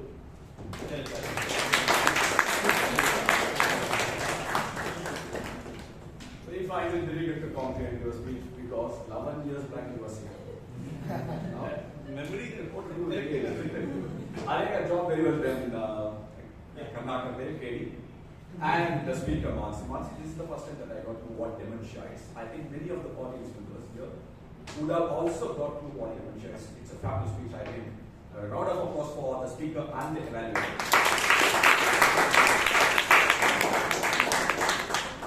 Now, how many of you know Tadao Ando? Anyone have heard about Tadao Ando? No, then I think I do have the liberty of using as much spice as I want in this particular story. Okay, so he was a Japanese architect, and one fine day he was fishing somewhere in near Spain, and that's when he got to know that one of his native, the native in Japan, was struck by a deadly earthquake. It was in the year 1995. And he wanted to know what happened to his family members, his friends, and the citizens of Kobe. And then he figured out there were close to 200,000 houses which were completely decimated. And he rushed back home. And there were 6,000 people who lost their lives. But the best part is, this gentleman has constructed a lot of dwellings in the city of Kobe, and not even one was destroyed, and it didn't have even a single crack. Just Google it. It was a surprise. Many people felt, how can this be possible? Because he says that I don't believe in innovating too much. I believe in the concept of simplicity. Everything that I have done in architecture revolves around the concept of simplicity. I think our Tadao Ando is here.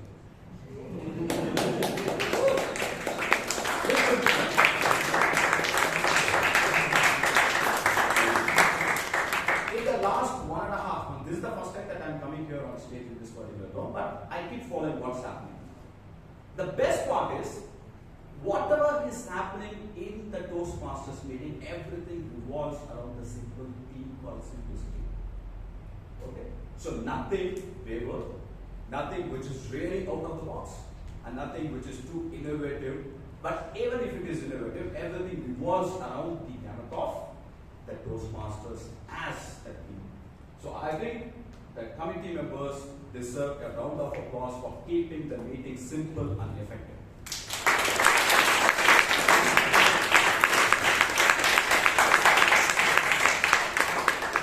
Let's begin our evaluation with the jewel in our crown. Do you know the jewel in our crown? Who is she? Jewel, yeah, the acting sergeant at arms. I think this is the first time that you are coming here as a sergeant at arms, right? So what a brilliant job she has done. Okay, true to the theme. Stay ready because our badminton, they went for a badminton match. And she found it difficult to come here on time, so she delegated the task to Jewel, and she did it on style. coming here as a sergeant arms for the very first time and doing a job so clinically well deserves a round of applause.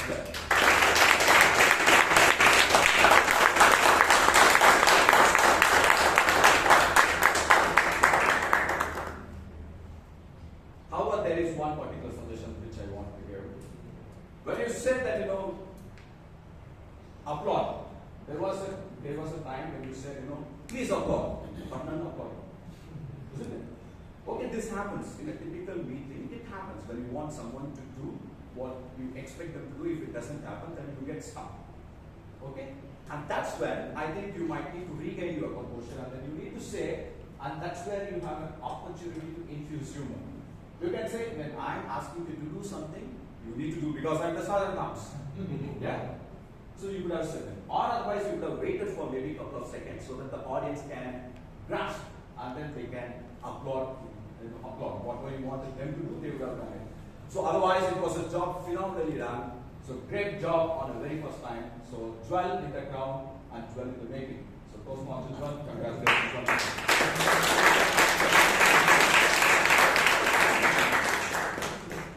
Our president, this is the first time that I am listening to him as the president of the club. He's a phenomenal storyteller and today is no exception. And they linked the theme with a brilliant story of how exactly the Odisha government put in place certain systems which can negate the loss of lives when it comes to earthquakes. So brilliantly connected Jose. And this connected, the story connected very well with the theme, so that's a wonderful job done. And you also ensure that, this is, there are certain typical stuff that a president needs to do. He needs to be dynamic and then he has to come on stage and he has to command respect. And how he will command respect by the kind of words that he uses and the kind of story that he says. Everything was spot on. So congratulations. However, what did you forget to remember the guests? So that's one important aspect of the presidential address. I think there are quite a few guests who are coming for the very first time. Are there any guests for the very first time? Couple of them, right? I think you could have given them an opportunity to rise up and introduce themselves so that they will also. You want to rise up and say something? Okay, so I thought I didn't study. Okay.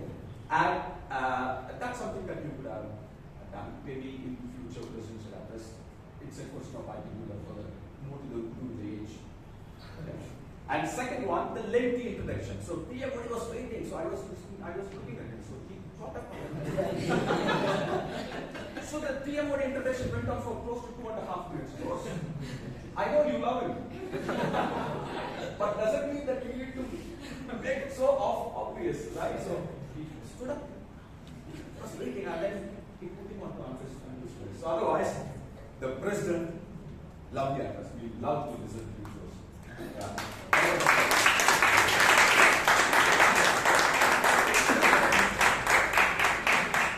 What a smelly session, I'm sorry. What a wonderful session. The table talk. Right? So you got the true character of people today. Abhay became a Baba. And then we never knew that he can be a very good swift master. So he did a research on smell. Isn't it? And then there was one, where is our, So the true character really comes out because he wanted to break stuff at home because it is not paid by him. And he also echoed what he said. Right? So two wonderful characters, two unmarried. Okay? So I'm just repeating, that's it. So and Priyanka, so excellent job done today. Barring one simple suggestion. Okay? So topics are quite lengthy. Even though they are simple, it allows people to come and speak on the topic that they are given. It's quite lengthy, isn't it? So many times people fumble here. Okay, they wanted to recollect what they wanted to say. So my only suggestion to you is keep short. Okay, so that people can easily reflect and that they do have enough of time to come, gather thoughts and then speak. Now I will give you a topic. Priyanka gives topics like this or Priyanka always speaks like this? Everything started off with always and then the second sentence also started off with always. Right? So brilliant job Priyanka and the table topic speakers. Everybody spoke really well and then I think everybody spoke for more than 1.5 minutes, right? Yeah. In table topics, that shows the kind of topic that you are given. Easy and the same way difficult. Which one you will easy or difficult?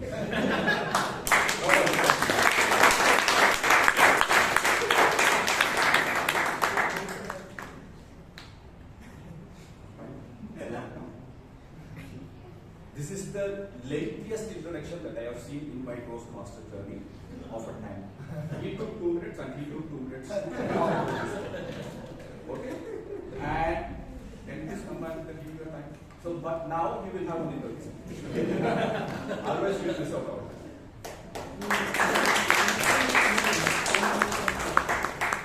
Good evening, Toastmasters.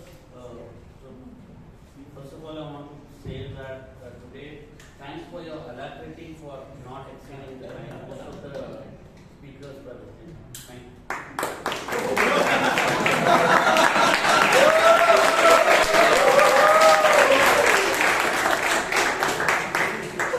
I wish my colleagues in my organization listen to me like this.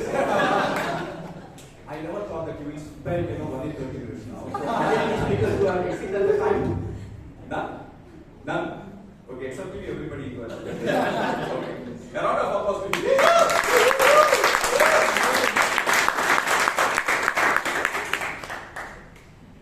This gentleman came on stage and he gave a Thanksgiving speech. He was thanking Sheep for giving this opportunity. Rather than talking about the role that he was speaking about, the timer, sorry, the counter, please come on stage.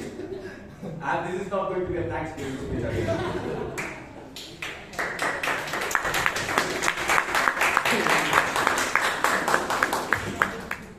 A day well spent for me. I thoroughly enjoyed today's session. I mean, probably all the laugh that I missed completely for the last 4 weeks, I really enjoyed it. I can say thanks for the team once again. And yeah, so all the prepared speeches were excellent, and as well as very creatively and thoughtful table topic sessions. Only few, let's say, the clutch words that we used, the most used ones were from Toastmaster Ujyant. You used multiple times, and Toastmaster Himani, you used and multiple times, and Toastmaster Jospal, you used and pauses for some times. Yeah? So apart from that, I think most of us were well within the number of times that were. Thank you.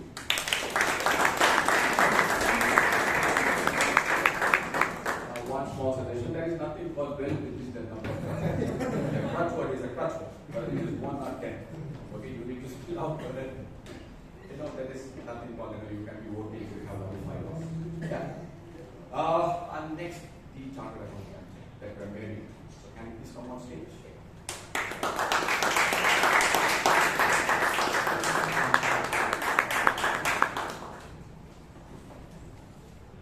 The word of the day is used 3 times in the meeting by Toastmaster Kenneth, Srinivas, and Toastmaster Abhay.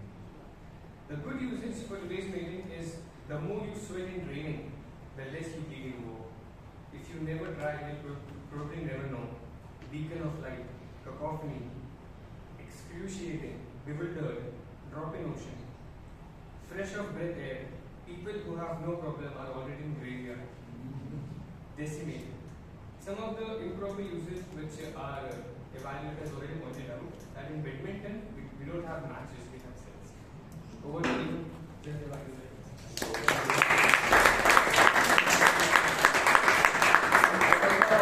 Applause to our acting.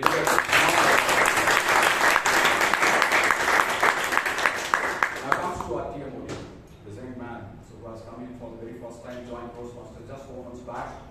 And it needs a lot of gumption and guts to come on stage as a TMO because he's going to lead the meeting by introducing people, isn't it?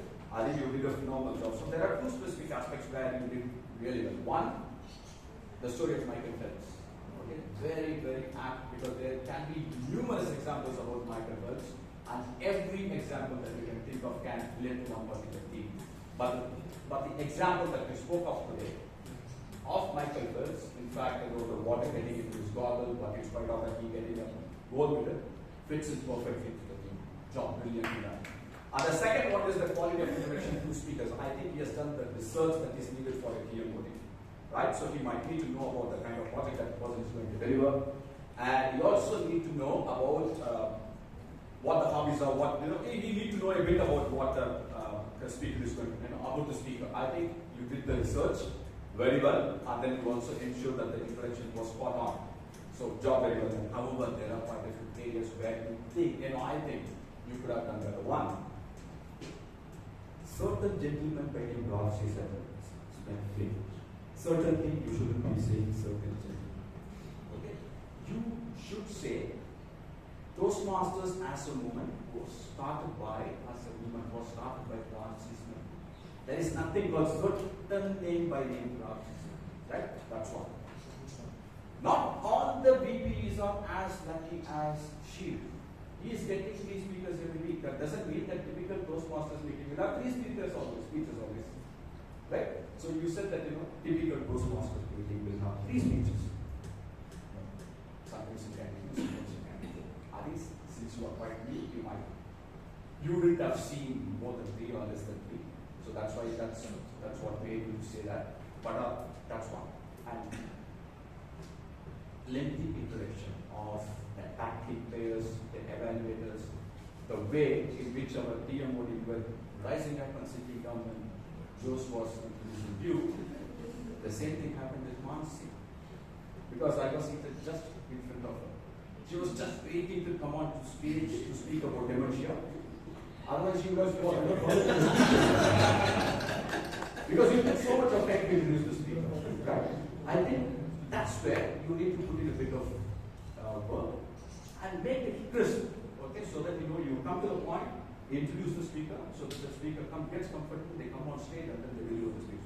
And finally, when you are introducing a speaker, the name of the speaker should be at the last. Okay, you shouldn't spell out the name first, and then you shouldn't speak about their accomplishments.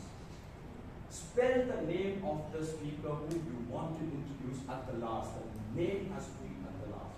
Let's put our hands together to welcome Toastmaster Mansi on stage. That should be a typical thing. Right? So otherwise, job brilliantly done.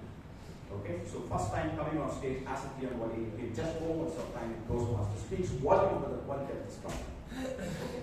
And I think you will do really well in your future. So, round of applause for how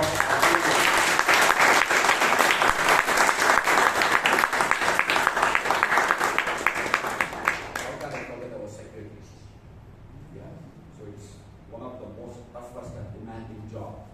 So he has to ensure that the meetings get circulated on time, the recordings are perfect. I think this gentleman is doing it really well week after week.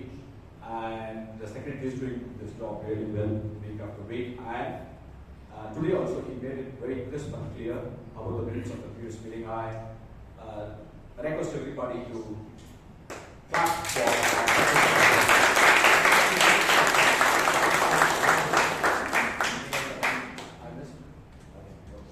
I'm also getting work. So any code that I need to do? It's time. Time. So he said that bit off. I'm getting down now, so it's over to our TMO. Thank you very much.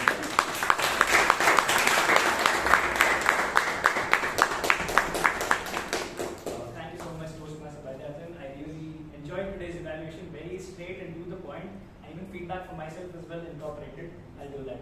Now coming to the voting, the links are open and the password for today's meeting is alacrity, the little word of the day, but all small, no caps at all.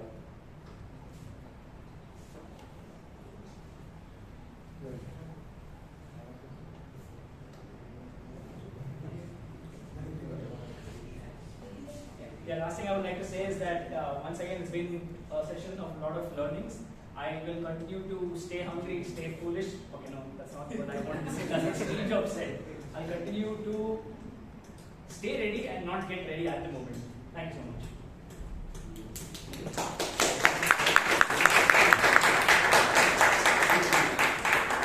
I think Toastmaster Ujyant and our G deserves another big round of applause for their carrying the meeting. May I now request the guests to please rise? How do we find a guest? They come 3-4 times. No. If you're not at the all for taking your time off to be here with us. I hope you had a very enriching time. And we will let you know more about Toastmasters. In fact, one of our committee members will give you a small briefing, and that would help you understand how you can get the best out of Toastmasters. Thank you very much. Please be seated. Please, I request the committee members to please stand up. Yeah, dear guests, this is our committee here, and today in place of our VP membership, who's supposed to address you people, we would have our VP PR, Vishal, who would give you a brief introduction soon after this meeting, just outside, and you can learn more about Toastmasters from him. You may all please sit. Thank you.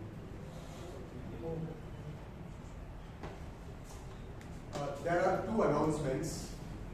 The first one is that our newsletter, we'll be releasing the newsletters very soon. So, not very soon, rather, we need the articles first, and this is a call for the articles. So, request all of you to please start work on the newsletter, and please, you have sufficient time to get your articles. And our VDPR Toastmaster Vishal would be sending out a poster, and he has some attractive prize that he would be giving. And this is for not just the article, this is for suggesting a name or a theme for the newsletter. So I request all of you to please give your suggestions. And the second announcement is that we would have the evaluation and the table topics contest on 20th September 24. So I request all the members, as many of them, to please take part and bring out the best in you, so that we have a great team out there in the area level and further on. So you have sufficient time to prepare, so that's the reason why we announced it nearly a month time.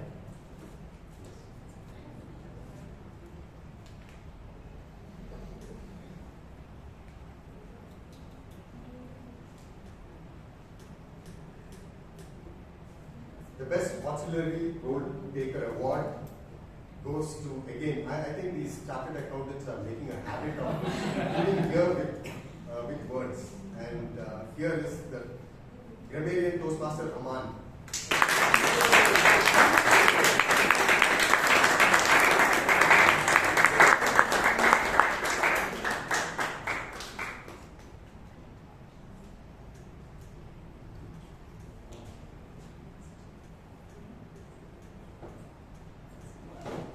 Best Evaluator Award. This goes to the evaluator who talked about the importance of balance, and I think she is one person that found always balance with the words that she uses so eloquently. Best Evaluator, Toastmaster Chaitra.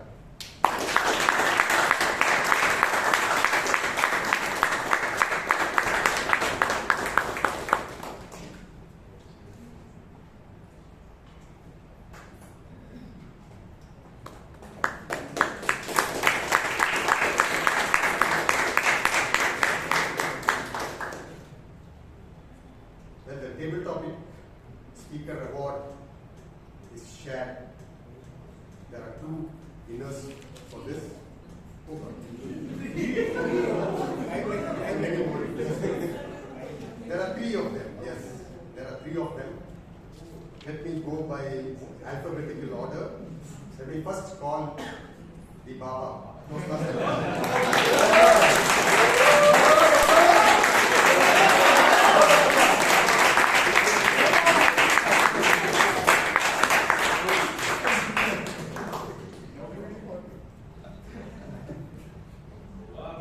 The second table topic speaker award goes, it's the first award which shared. Table topic speaker is the person who possibly has to write a book now on himself.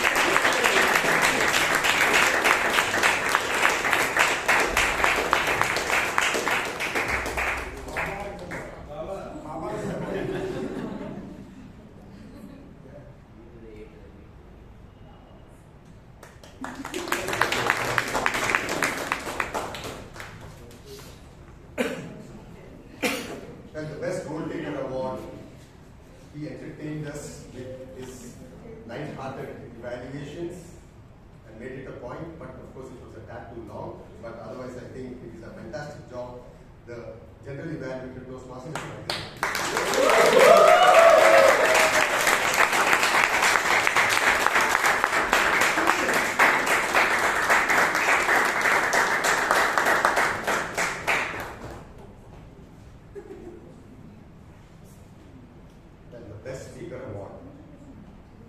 This Toastmaster had given 3 speeches before this, won the Best Speaker Award for all the 3 speeches. Joined the club in March 2024, just 5 months back. Has won 7 awards, including 3 Best Speaker Awards, 1 Best Speaker Award, 1 Best Role Taker as a Toastmaster of the Day, and 2 as Best Auxiliary Role Taker. And today another award to that whole list. I think she's been brilliant. Toastmaster Mansi.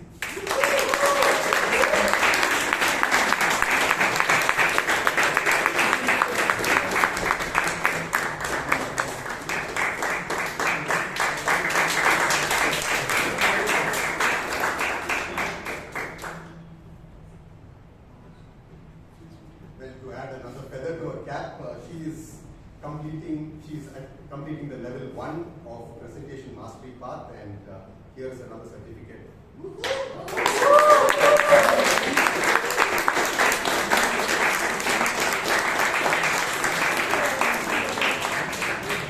Now, another thing, is that she has 2 passions in her life. One is, of course, passion, and another one is excellence. And that is the reason why she's won so many prizes now. And she wants to refine it even further, and so she is going away to Italy for something on fashion and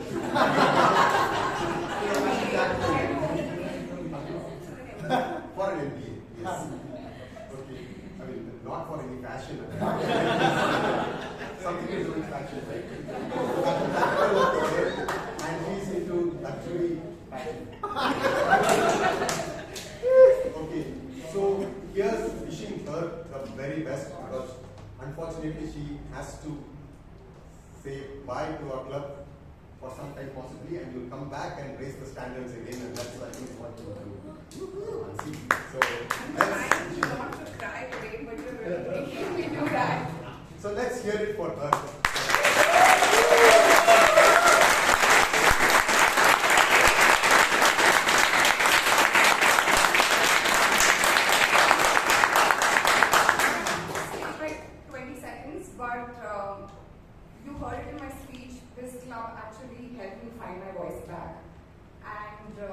With that, so many other things also. But the last few Fridays have been just absolutely so much fun, so positive, so welcoming, and everyone is just so encouraging also, right? Like with all the right sort of feedback, right inputs, and yeah, so it's really going to be something that I'll take with me, and I will miss you all. I will remember you all very often, and I hope to see you all soon. Thank you so much once again.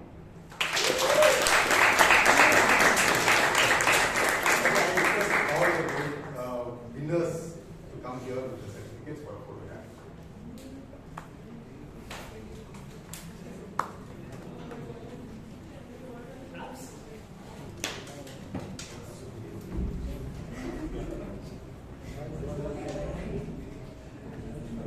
Vishal, she was this. Vishal. Oh, too heavy this side. It's almost sideways.